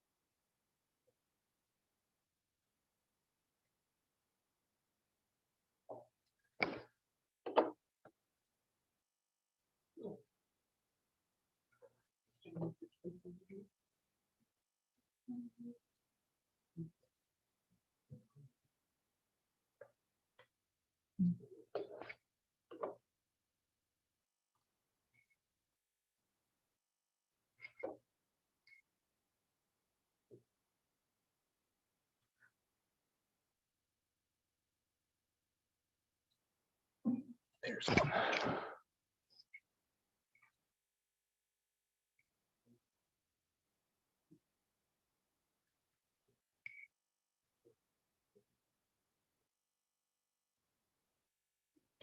See that next.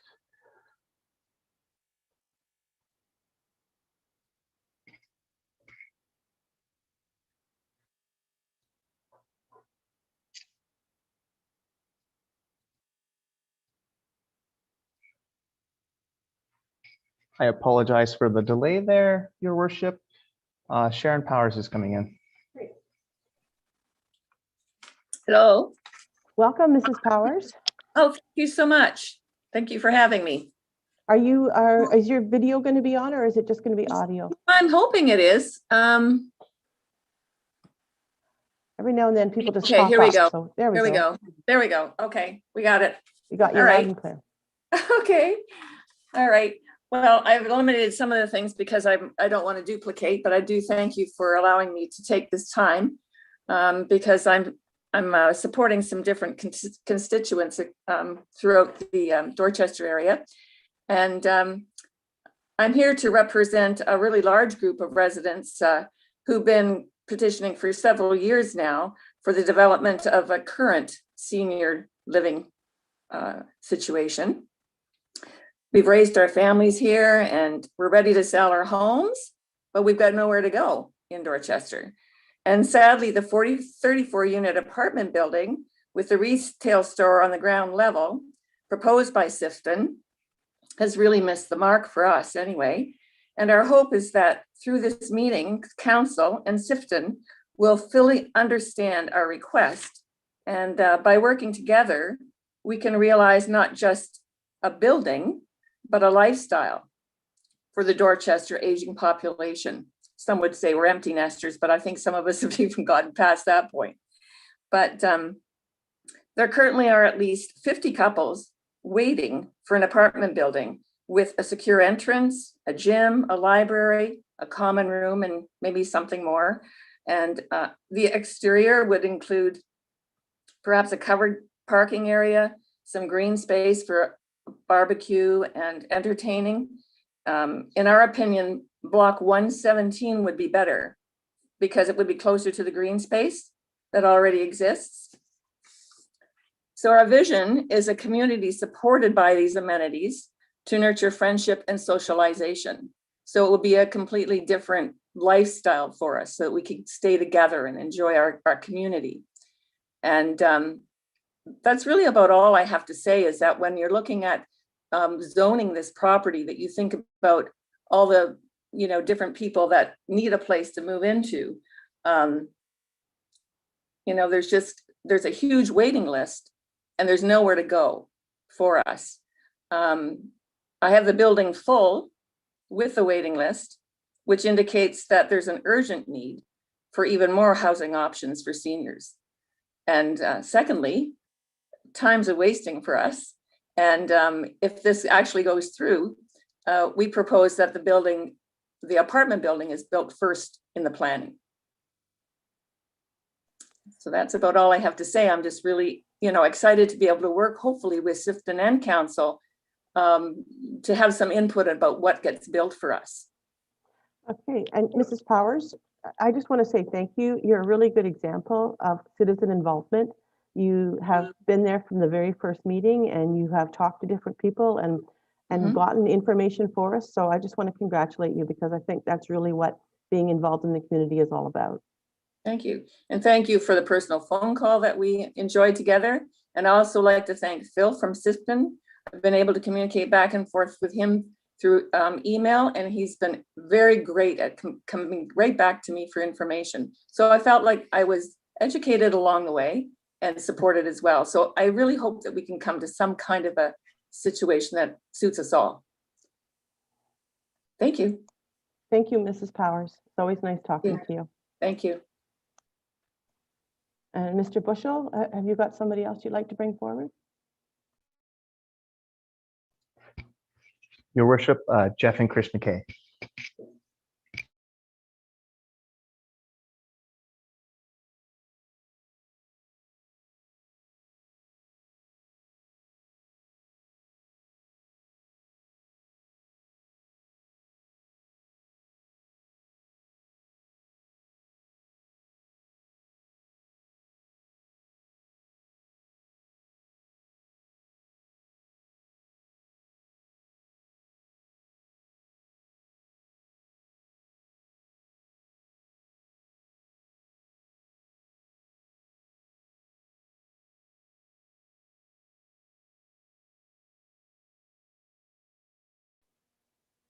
There we are. Welcome, Mr. McKay.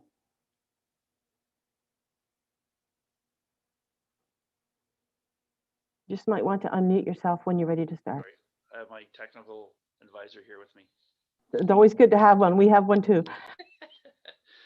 And first of all, I'd like to congratulate you guys for doing this. This is amazing what you're doing right now. And my condolences to Kelly and her family.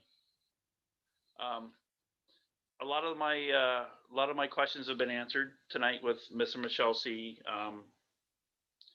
Mr. McMillan, last but not least, Sharon Powers and Delia Reach. So my concern going forward would be recreation, going from what we thought was a 200 single family residence behind our home at 181 Oakwood to now touching on 400 families. And we just recently built a new arena, being a sports guy and a hockey guy. Now do we have to think about going forward with more recreation facilities? And is that land available? I guess that's but been my major concern going forward after answering all my questions living on Oakwood Drive. Thank you. Thank you, Mr. McKay, and I'm assuming Chris is there beside you.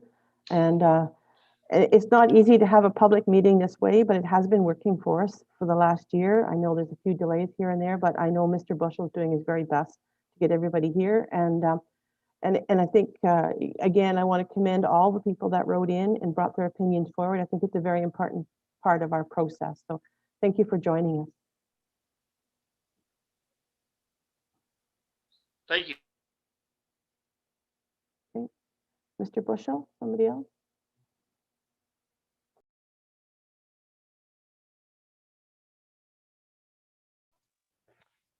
Your worship, Katie Ward.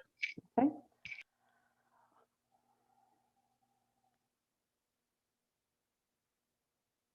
There's Ms. Ward there. Good evening. Hi, good evening. I really just wanted to touch on a few things on behalf of the younger generation of Dorchester that has grown up here. Like my family's been a part of North Dorchester Township since 1800s, and just the other residents and people my age to 35 that wanted to grow up here or wanted to continue and start our lives here, start our families here. I really want this change of more like variety in housing to be more attainable. These single family houses is impossible to attain for either single mothers or single parents, younger adults, younger couples. And it's very important for like the Dorchester community itself to have like these people continuing on in Dorchester for programs with the Optimist, for the Agricultural Society. Within the Agricultural Society, we only have, I think, 5 or 6 of us that are under 30 to be able to volunteer in events, to set up, take down. We want more younger families coming out and participating in these events, or else what these organizations, they're what makes Dorchester Dorchester. And without more people, or the people that grew up here coming back, we don't have the opportunity to keep them going. Even with a good job, such as I work at Cami, you still only make about 50 grand a year, which isn't affordable. Like, you can't attain one of those single dwelling houses. You need to start small with the either condos, the duplexes, the townhouses, where people my age or a little older need to start. Someone brought up the point of the schools might not be able to handle it. I don't know if anyone remembers, but 6 or 7 years ago, Lord Dorchester was on the verge of shutting down because we didn't have enough people. Since they got to keep going, they added about 100, 200 lockers in preparation for these developments, for these young families starting out. And then when more students get to go there, then there's more variety of classes for them to take. So schools can handle it. And then I had a question. Is there a way to get a clause for Dorchester residents to get first opportunity to buy these apartments or rent these apartments / townhouses / houses, like Dorchester or Penn Center residents? Okay, I think that's everything. Well, thank you, Kate. And yes, we do appreciate those young people on the fair board. As one of the older members, it's always nice to have that energy. I'm not really sure if anyone can answer that question about a clause for Dorchester residents, but it's an interesting point. And I want to thank you again for having the courage to bring your views forward. And it's always nice to hear from that younger generation. Thank you. Thanks, Allison.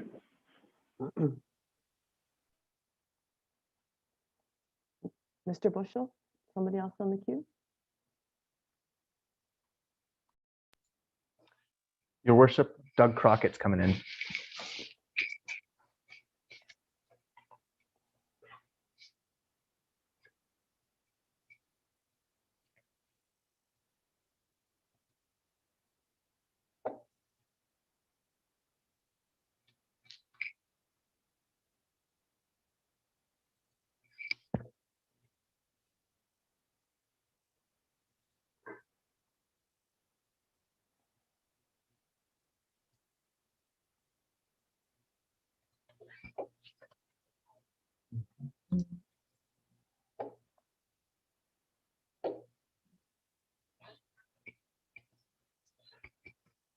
Your worship, I believe Doug Crockett disconnected, so we should proceed to the next person if possible. Well, I know Doug had surgery. I know he doesn't mind me disclosing that, hip surgery, so hopefully he made it to the computer okay.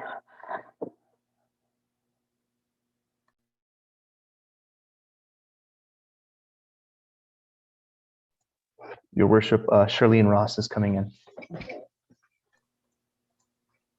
Oh, it says Doug Crockett, so maybe he's at the bottom of the screen. And Charlene Ross as well.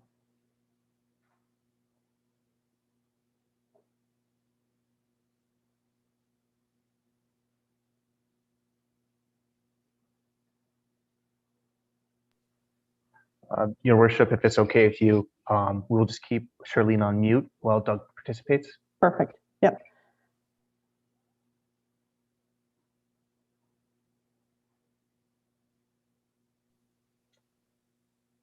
Doug, can you hear us?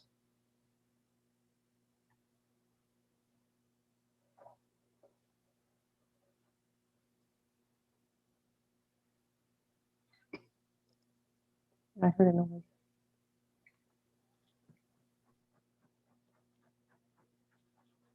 Doug, can you hear us?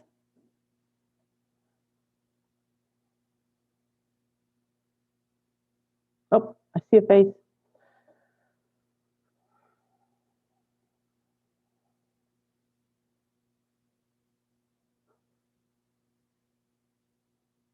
Doug, can you hear us?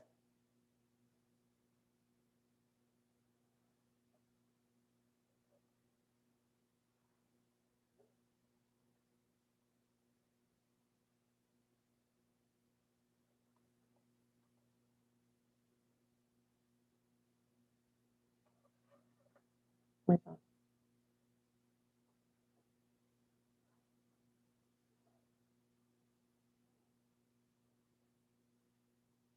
So Doug, we have you on video. Can you hear us?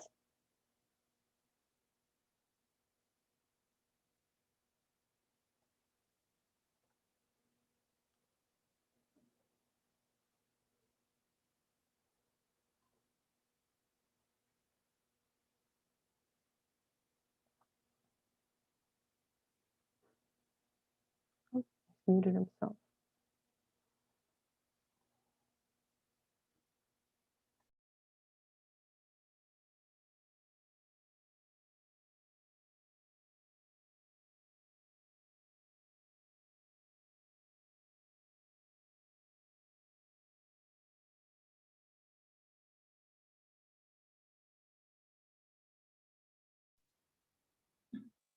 So Doug, occasionally when it says your microphone's on, but you're not getting any volume, in the bottom left-hand corner, where you see the mute and unmute button, there's a little tiny arrow, and there might be a section to select a different microphone.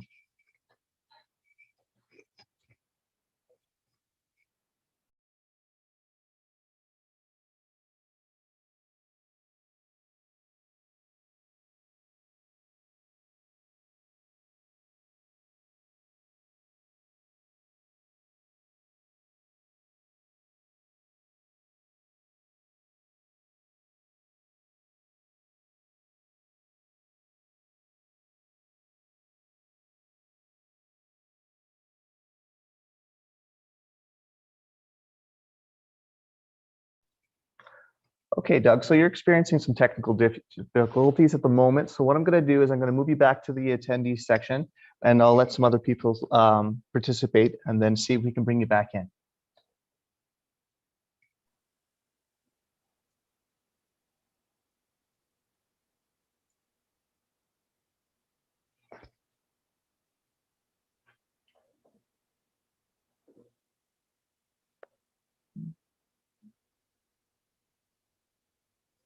And your worship, just so you're aware, when I was bringing Charlene Ross in, she disconnected as well.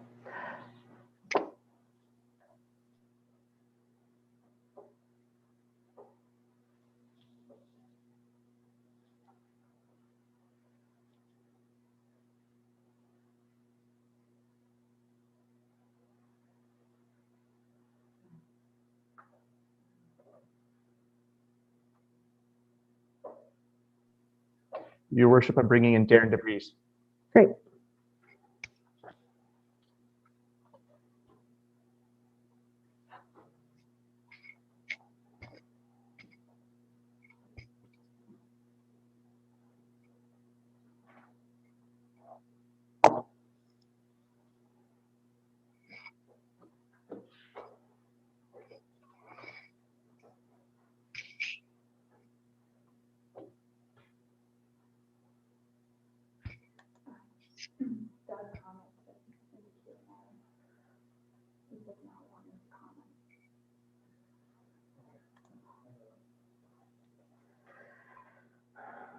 Mhm. Oh, there we are. There's Mr. and Mrs. DeVries on the screen. Hi, Welcome. thank you for taking the time to let us vent a little bit. Well, that's what we're here for. We live on Byron. Mhm. We just built the beautiful home. We do agree with the affordable housing for sure. We need that. We also need the what Sharon Powers were talking about for our seniors. The other thing we haven't seen, I know we have the Terrace Lodge, which is more of a kind of out of range pricing for our seniors that we have here. I have elderly parents and they need a nursing home. This is what we don't have in Dorchester right now, which would be kind of a nice thing to have. I agree, we need the affordable housing for the young kids coming in because everybody wants to come back to Dorchester and the seniors want to stay in Dorchester when they want to downsize. The stacked townhouses are not, I think, feasible for the seniors. Who wants to go up and down stairs for that, right? And there just seems to be a lot of space here for the senior or for townhouses. I'd say like one floor, if you're going to go down townhouses, that type of thing, that would utilize for everybody type thing. So we just wanted to say we're in agreement of some of this, but not so close to the existing homes, single family homes. We don't want to see the stacked house, like townhouses there. So like I said, that we were just in agreement. I don't know if you had anything else to say. I wasn't expecting one, but yeah. No, I would agree. Everybody that we've spoken to, obviously, the single family homes along Byron and along Oakwood, we want to see some nice single family homes in behind us. I agree with a lot that Gary McMillan spoke about as well. You know, even Jeff McKay with the sports side of things. Obviously, this is a lot of people you're going to add into this neighborhood. As opposed to the original, I think it was 191 single family homes that you're going to start with. We would love to see the community grow, but I think the concept of this proposal right now is far beyond what we need currently. I think some more single family homes, some more senior locations, single level type locations, as opposed to, as Jennifer said, the double stacked townhomes and that. And I think we want to see more owned places as opposed to a ton of rental places. So it would also be nice to know what's going in before you can say, yes, okay, you go ahead. Like what Gary said, you give that proposal, you give them the okay to go, they're going to build whatever they want to build. It would be nice to know where things are going, especially in our community, because we love this community. And we would hate to have to leave it because of things aren't the same, you know, type thing. So that's just what we want to comment. yeah, I think that's all we had. Yeah. Thank you very much. Thank you again for participating. Thank Okay, you. thanks. Alan, anybody else in the queue?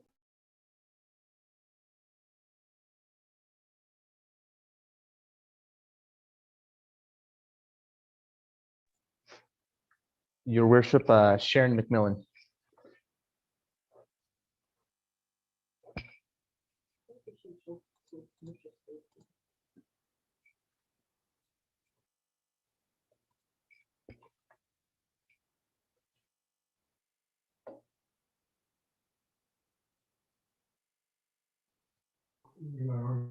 Hi,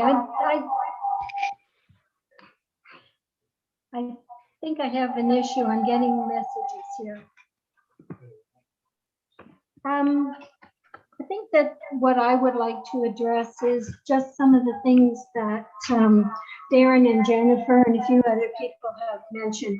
I'm certainly not opposed to development. In fact, when we moved to this area and this land in behind, we knew that at some point or another it was going to be developed. I think the real question is how we develop it.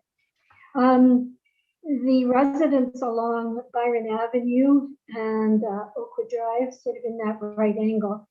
I think it's fair to say that if you ask almost anybody, the last thing we would want is condos or apartment buildings in our backyards.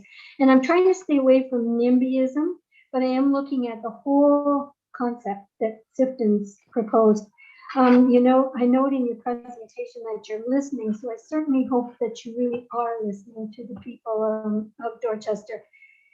As a former realtor, I totally understand the need for young families and young people to be able to get in. It's not always that easy anywhere to get in these days. So I really would like to see the lots sizes increased and the coverage on the lots reduced so that there's a section for residential homes and there's a section to meet other needs. Though a lot's been said about our seniors, I'm somewhat on board with Sharon Powers' comments regarding some type of facility that would work for people who want the option of either buying or selling in an apartment building with some sort of options for recreational and community stuff. Because a lot of people do move to Dorchester for exactly that reason. It's a community that's different than what you might find in the city. And I totally understand the need for people who want to stay here. As a resident who's been here for about 38 years, I really don't want to have to leave the community either and find locations elsewhere in the city. Anyway, thank you for listening. Thank you, Mrs. McMillan, and comments are always valued. Alan, do we have anybody else in the queue?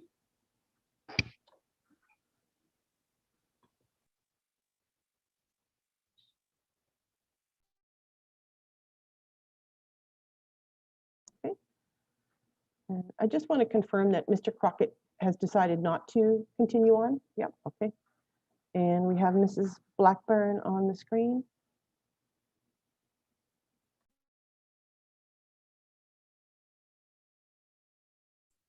I just got disconnected and reconnected. I didn't know I was on here. You're on now, so it's all good.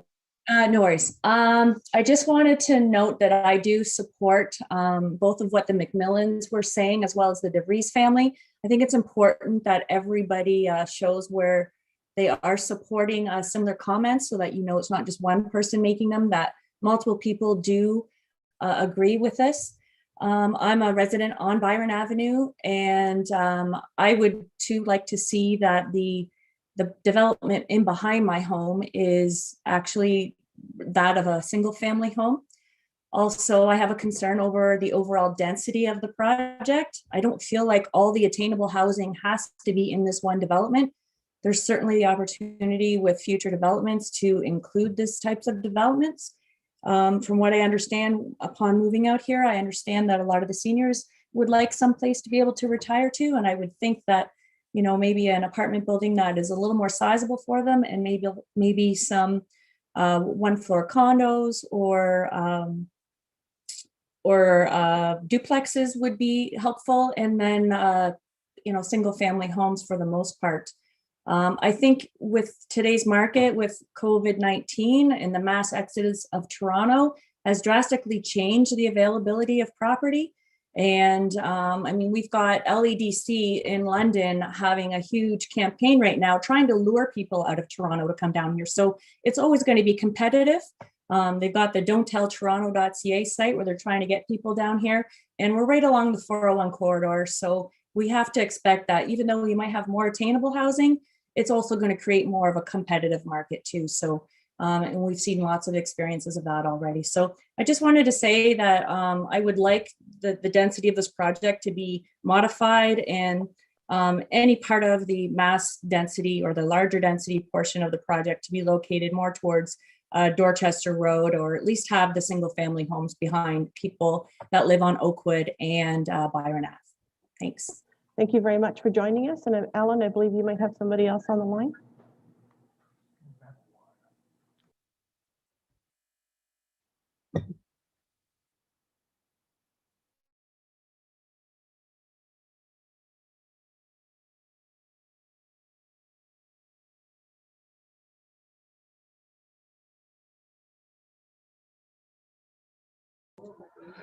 Your worship, I'm bringing in Colin Rankin. Welcome, Mr. Rankin. Hi, thanks for having me. I gotta say, I definitely don't want to talk. This is kind of my nightmare to talk in a situation like this, but I think that representation, like Michelle said, is important. And so I wasn't planning on talking, but I will talk. And I did go through the letters that were sent in from the town. And I just have to say, from a representation standpoint, most of the letters are vehemently against the new development plans. And I would also like to point out that most of these letters also echo the sentiment that they agreed with the original plan. It seems like with the new development, I mean, going back to what Ms. Powers was saying, she was saying that apartment buildings are a great idea, but 34 units isn't enough. It seems that there's kind of been vague allusions to meetings and discussions with seniors and various stakeholders, and that's the reason for this new plan, but it doesn't actually help any of these stakeholders. It was like what Ms. Powers said, that the 34 units isn't enough. I think that the change in single homes going down 50%, and then medium density housing going up by 250% is a massive overcorrection.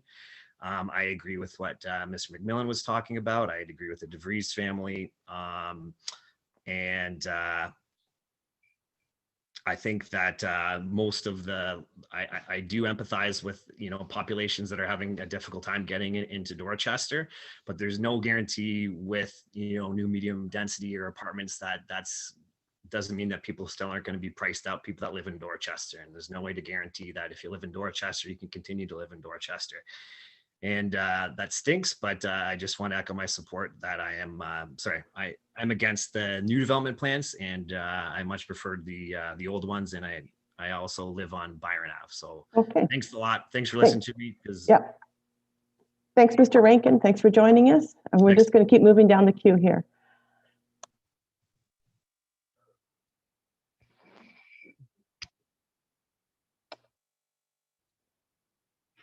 I just want to remind anybody that's coming up, we do had a lot of information given to us, and especially on the Q&A. So we're going to try to make sure it's not repetitive questions. New information would be appreciated.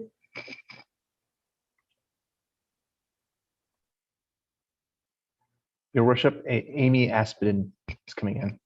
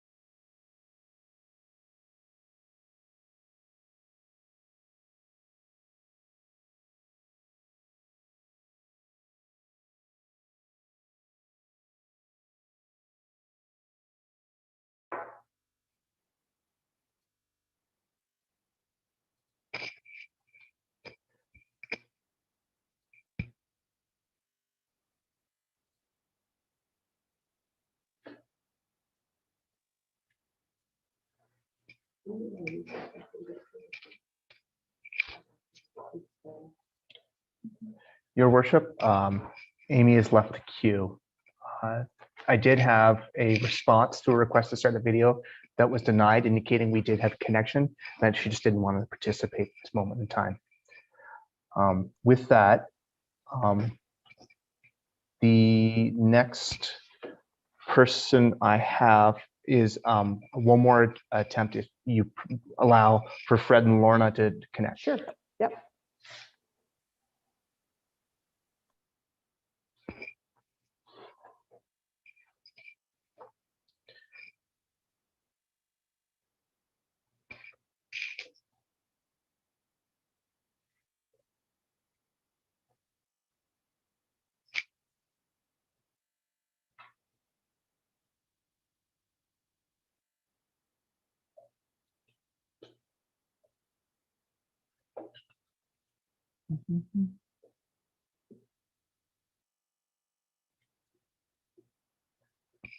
Okay, Your Worship. Fred and Lorna disconnected when I was moving them over to the panelist section, indicating that they did not want to participate. That was our arrangement everybody had. With that, I believe that concludes our people waiting to speak, who Great. haven't spoken yet. And I just want to say, Alan, that I know that you had given people 7 different times to be trained on bringing their concerns forward, and have given them lots of opportunities to be coached on this. And I think it's a really important thing that we do that for people. I know it's not always the most comfortable way of doing things, but it's what we've got right now. So thank you. And at this point in time, then, if we've gotten everyone who wanted to talk, I'm going to now open it up to council members, unless there's somebody else coming. Oh, Lorna Dawson just popped up. Are we trying to make sure that she gives a chance?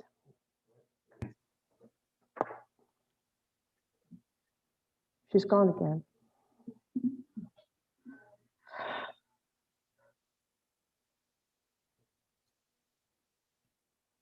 Okay, well, as I said, she was there and she's gone again. Council members, do you have any questions regarding the application? Councillor Patterson? Yeah, I just wanted to have Mayor Warwick a little discussion or talk about what attainable and affordable housing is, because I'm not quite clear on it. And, You're on mute. Am I on mute? No, I'm live, right? I'm okay. Yeah, you're good. Yeah, okay. And I know the applicant talked about how to make housing more attainable, and he talked about intensifying density and sort of build closer and build up, which would be more efficient, which would reduce the house pricing. But I wonder, my question is, our development fees here in Thames Center, are they per unit, or are they per like per housing, or is it per unit? Like, I don't know how the development fees All right, work I'm going to out. bounce that back to Mr. Bancroft, because I think there was some questions and answers on his sheet that regarded the attainable and affordable housing that was provided, but maybe you want to just quickly go through the development fees for us, Mr. Bancroft. Yes, Your Worship, through you. So with development fees or development charges, they are based on a per unit basis. And actually, if you boil it down, it's actually based on the average household size, basically on a per capita basis, with the notion that with a single, that is the most expensive form of development charge.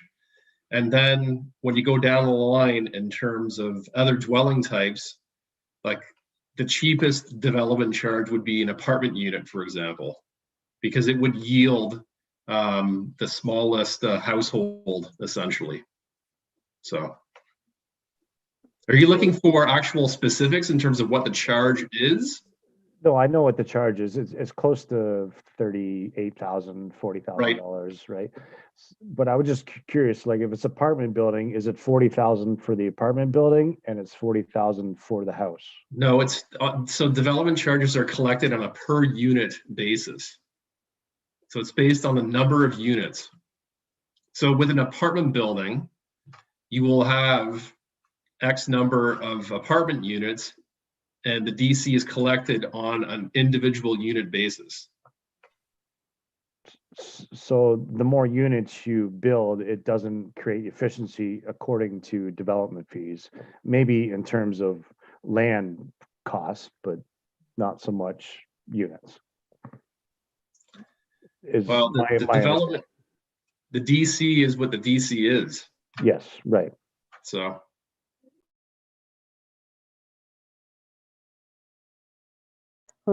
Any other questions, council? Comments? No, Councillor Patterson? Sorry, I seen Councillor Heeman's hand up there. I just wanted to let him go before, because I already asked the question. Perfect. Councillor Heeman, comment? Yeah, if I could provide a general comment, because I think that a lot of the concerns have been voiced by the community, but if it's possible to put them in summation, and I know that there is going to be some further consideration by the applicant, but I'd just like to put some of these things in context. So I think it's kind of funny with a bee for a logo. It's not much of a surprise that it seems like we kicked the beehive on this particular subject. As a beekeeper, I recognize when a hive has an opinion on something that's happening to them. Dorchester is a tight-knit community, and I can attest to that as someone from the north in the Thorndale community. Respect has to be earned. As a family of families, North Dorchester is very protective of what they have built together. Today, we face a historic pressure on the housing market, the financial market, and fundamental uncertainty in the economy. We're no strangers to this fact. All of Thames Center is developing to provide the most valued asset, a home. As council and staff, we have made it a priority to balance this growth to best serve the new and existing residents. All of council is in favor of attainable and affordable housing as identified through our strategic planning exercise. But that is not a license to create a parking lot for people. Single detached to quadplexes is a very large range, such that such a range constitutes a significant stretching of the term plan. If the feedback today comes as a surprise, I might add that it is unprecedented. It is an unprecedented request to the communities of Thames Center to grant approval for such a large amount of density without specifications, a quote unquote worst case submission. Regardless of what is permitted by the planning process, it is unconventional to say the least, and we deserve more commitment than 3 potential concept renderings. Historically, Dorchester was a union of 3 hamlets, carefully growing together, making the whole greater than the sum of its parts. It is not a bedroom community, as you claimed. We take pride in keeping it a vibrant, growing community. Our cutting-edge recreation facilities, parks, and significant environmental assets, notably the Mill Pond, broader Dorchester Swamp, and being Thames River adjacent, are what makes this community and township a destination. So much so that your client is attracted to our community as a destination to build and not the other way around. Sifton has a long-standing history in southwestern Ontario, starting with the Rosedale Avenue construction project, moving to the game-changing sustainable community at West 5, and now Hawthorne Park. On a personal note, the first rental property I ever viewed was a Sifton rental apartment in Guelph.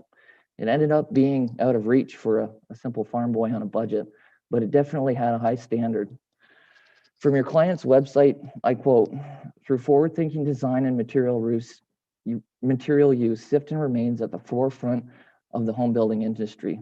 I have great hopes for this development yet, as we all work to meet the challenges of today.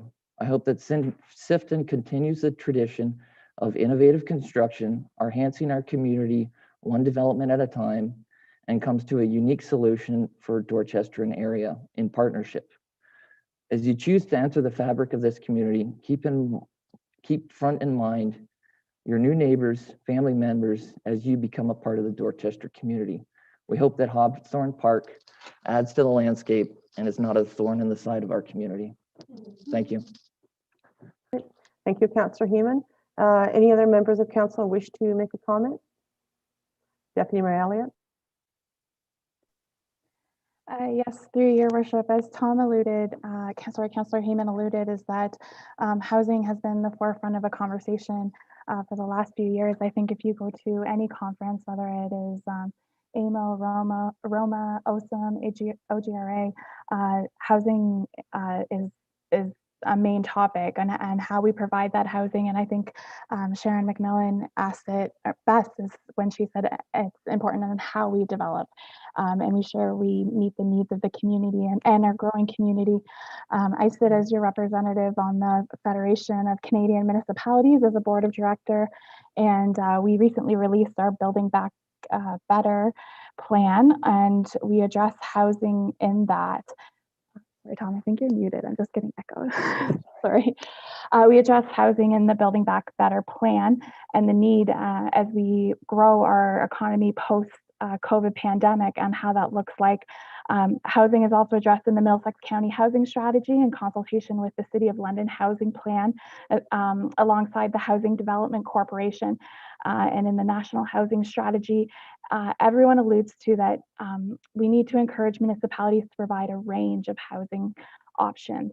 And we've seen that in the feedback we've received from our community is whether it is a young person wanting to start their lives, whether it is an empty nester looking to downsize, whether it is an active senior looking to downsize into their home but still remain active in the community, all the way to the DeVries had noted, you know, having those elderly parents that require a nursing home. Also, I sit as OGRA, and I know traffic concerns got brought up and on Ontario Good Roads, and we're in that conference right now, and Vision Zero is a huge part of that, and we do have to look at how plans of subdivision impact what we have already built in our community. And Byron Ave, long before Hawthorne Park, has been a concern and has had traffic concerns on that. And so we have to look from a Vision Zero standpoint on how the impacts of this subdivision and other subdivisions impact that. And I'll just talk on one more thing for those that are attending the Ontario Good Roads Conference.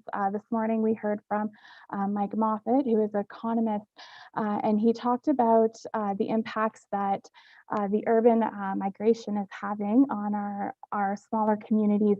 And what we're seeing in within the COVID pandemic is people leaving the GTA in order to migrate here in Middlesex Middlesex County, North Middlesex, Luke and Badal, Strathroy, Caradoc. They were all seeing population decreases between 2010 and 2015. And from 2015 on, they're seeing population increases just because of that migration. And that's going to play into an impact on everything, whether it's our schools, our recreation, our transportation. And so we really have to take a wholesome approach at this. You know, I had a conversation with staff last week, and the pendulum analogy was used. You know, you look at what Sifton's proposed in 2019, and it was kind of on one side of the pendulum.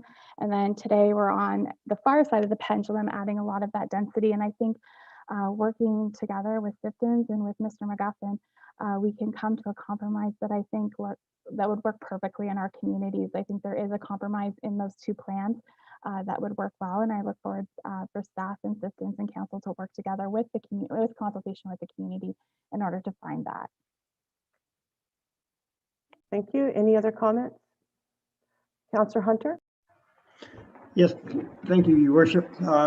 I would echo the Deputy Mayor's comments there that we need to work in unison with the community and the developer.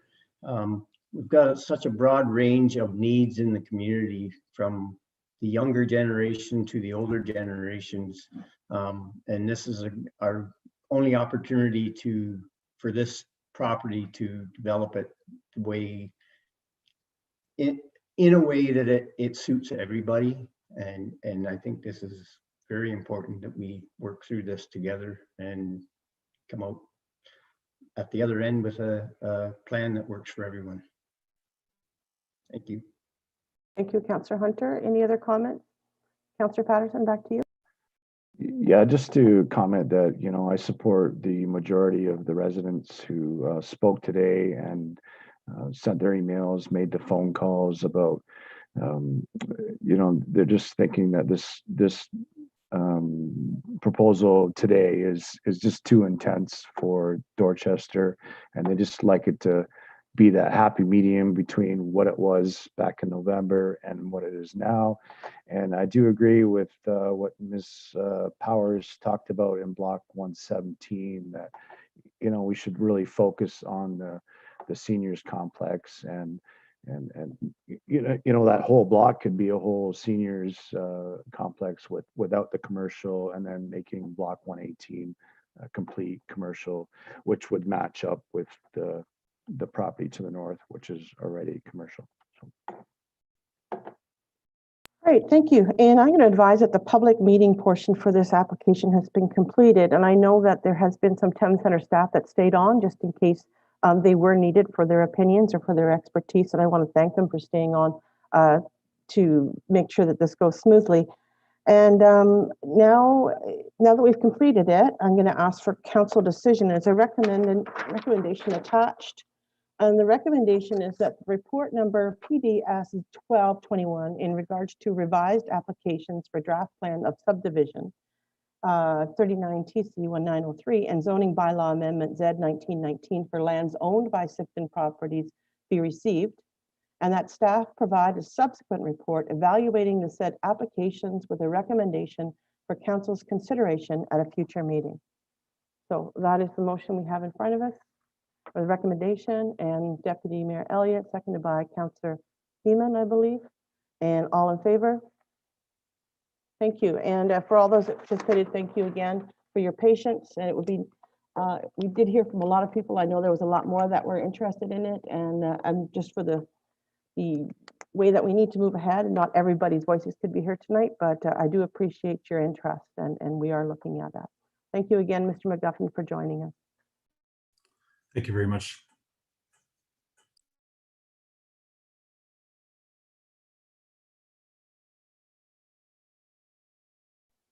Now, so the public meeting is adjourning now at 8:48, depending on what clock you look at. And the council will reconvene its regular meeting in order to continue with its deliberations. And I believe we have announcements. CEO Henry, you indicated you might like to say something. Oh yeah, sorry, the motion to reconvene.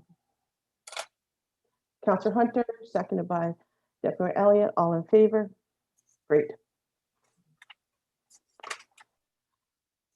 Okay.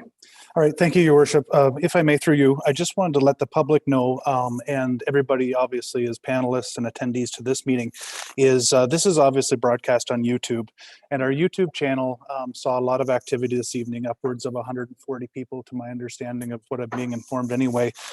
If you subscribe to that channel, you will find us a lot easier. We had some discussions with some members in the building today that had stated that transparency is very important to them, and certainly this has proven to be very engaging to the community and a great method, and it's certainly a lot more people that we would have looking at this than we would in chambers when we can get together as in person. I noted that Councillor Patterson had said that maybe this was a preferred method. It's certainly electronic is going to be the way that we do things in the future in many circumstances. So if anybody could subscribe to our channel, it certainly would help us out in keeping you all informed more readily.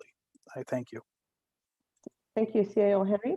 Now moving on to the consent agenda. So items listed under the consent agenda are considered routine and may require discussion, but no action on the part of council. Consent items are received for information in one motion. Council members may request that one or more item be removed for further action. Now, on the consent agenda tonight, we have the regular council minutes, February 8th, 2021, and 8.2, the Middlesex London Health Board of Health update, January 2021, and that the minutes be approved and circulated, and that 8.2 be received as information. So does anybody want anything pulled out of the consent agenda? So moved. So moved that we are doing the whole thing. Okay.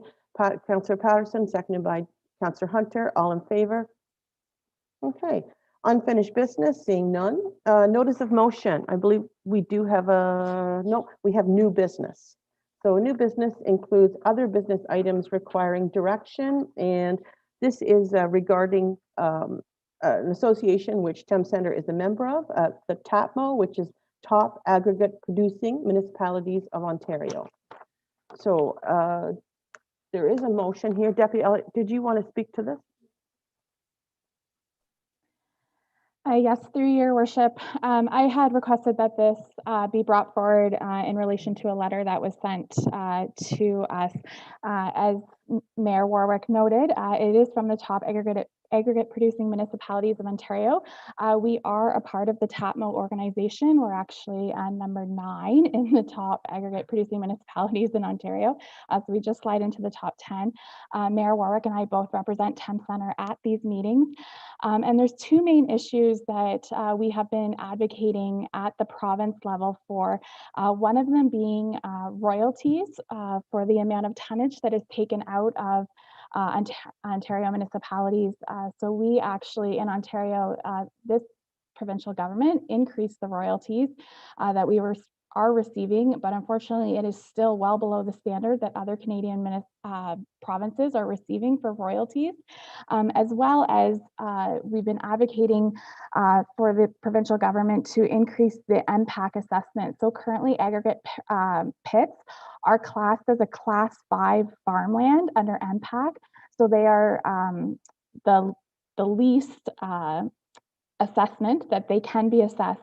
And so what TAPMO has been advocating is that the amount of money we are receiving in both royalties as well as assessment taxes does not compensate for the wear and the tear that these aggregate pits have on our municipalities. So this is something TAPMO has been advocating for the last 5 years to the province.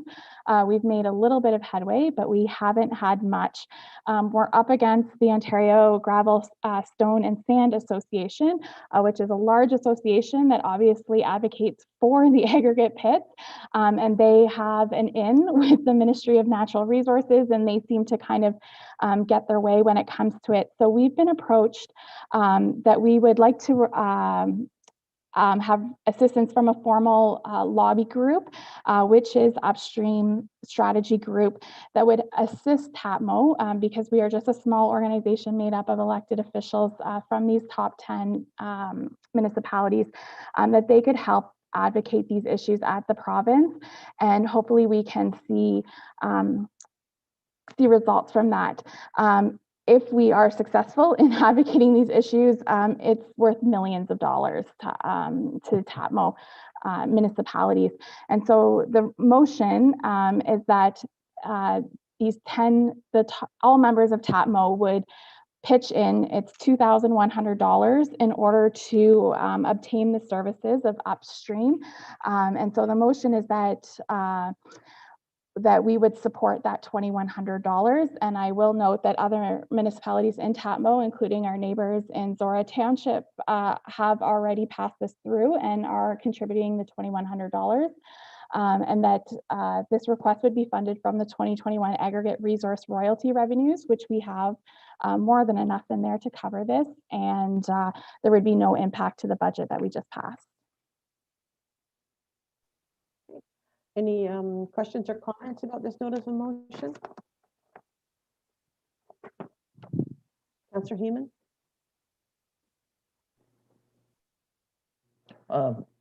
Yeah, I think this is an important initiative.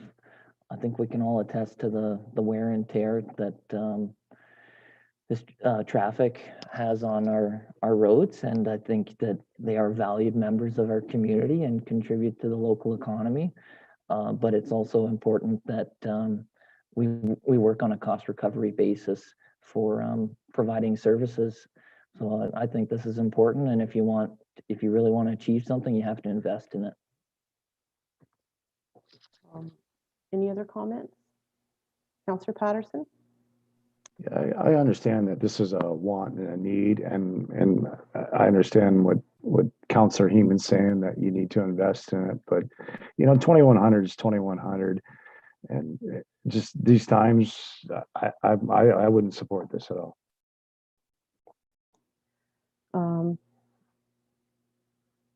Any other comments? Okay, I just would say that it's very interesting to listen to the impact assessments and what they feel it should be for our gravel pit. And I want to emphasize that the gravel operations we have in Thames Centre are good operations, and they have worked with us in the past, and they've done a lot of things for us that they didn't have to do. Other municipalities aren't so lucky to have such a good operation as we have in here.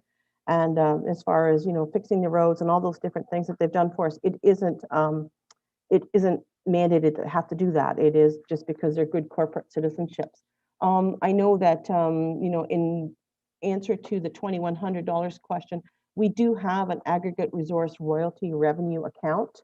And that would be for, questions of this sort. And again, it's well within the $2,100. So again, it doesn't affect any budget or any type of operations that way.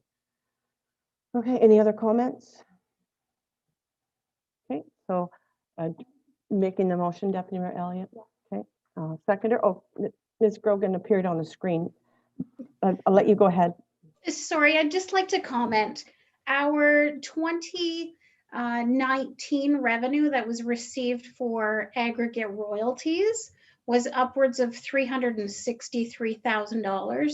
So from a staffing perspective, I support the investment of $2,100 in the effort to increase those assessment numbers that are driving the valuations for taxation, as well as increasing an attempt to increase the percentage of royalties that we actually do receive from the aggregate that's pulled out of our local aggregate pits. Great, thank you. All right, so we have Deputy Mayor Elliott who made the motion. Seconder was Councillor Heeman. I'm calling the vote. All in favor? And against? Okay, so carried. And now moving on to, we have no closed session.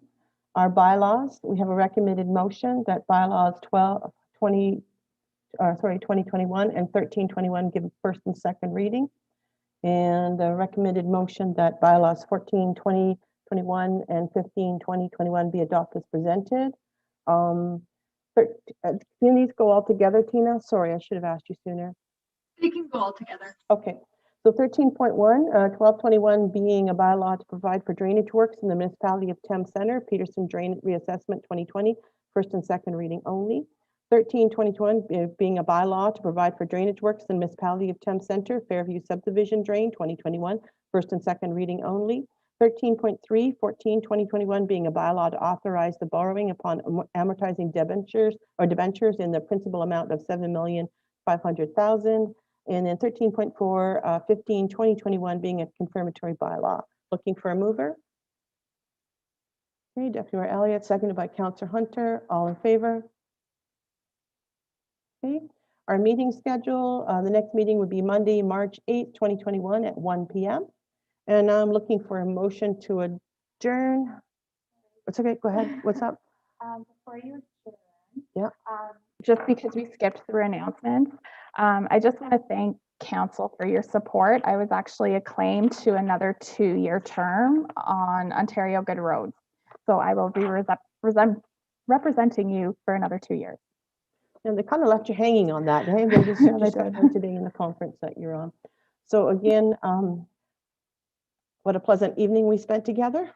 And now I'm looking for a motion to adjourn. Councillor Hunter, seconded by Deputy Mayor Elliott. All in favor? Good night, everybody. See you March 8th.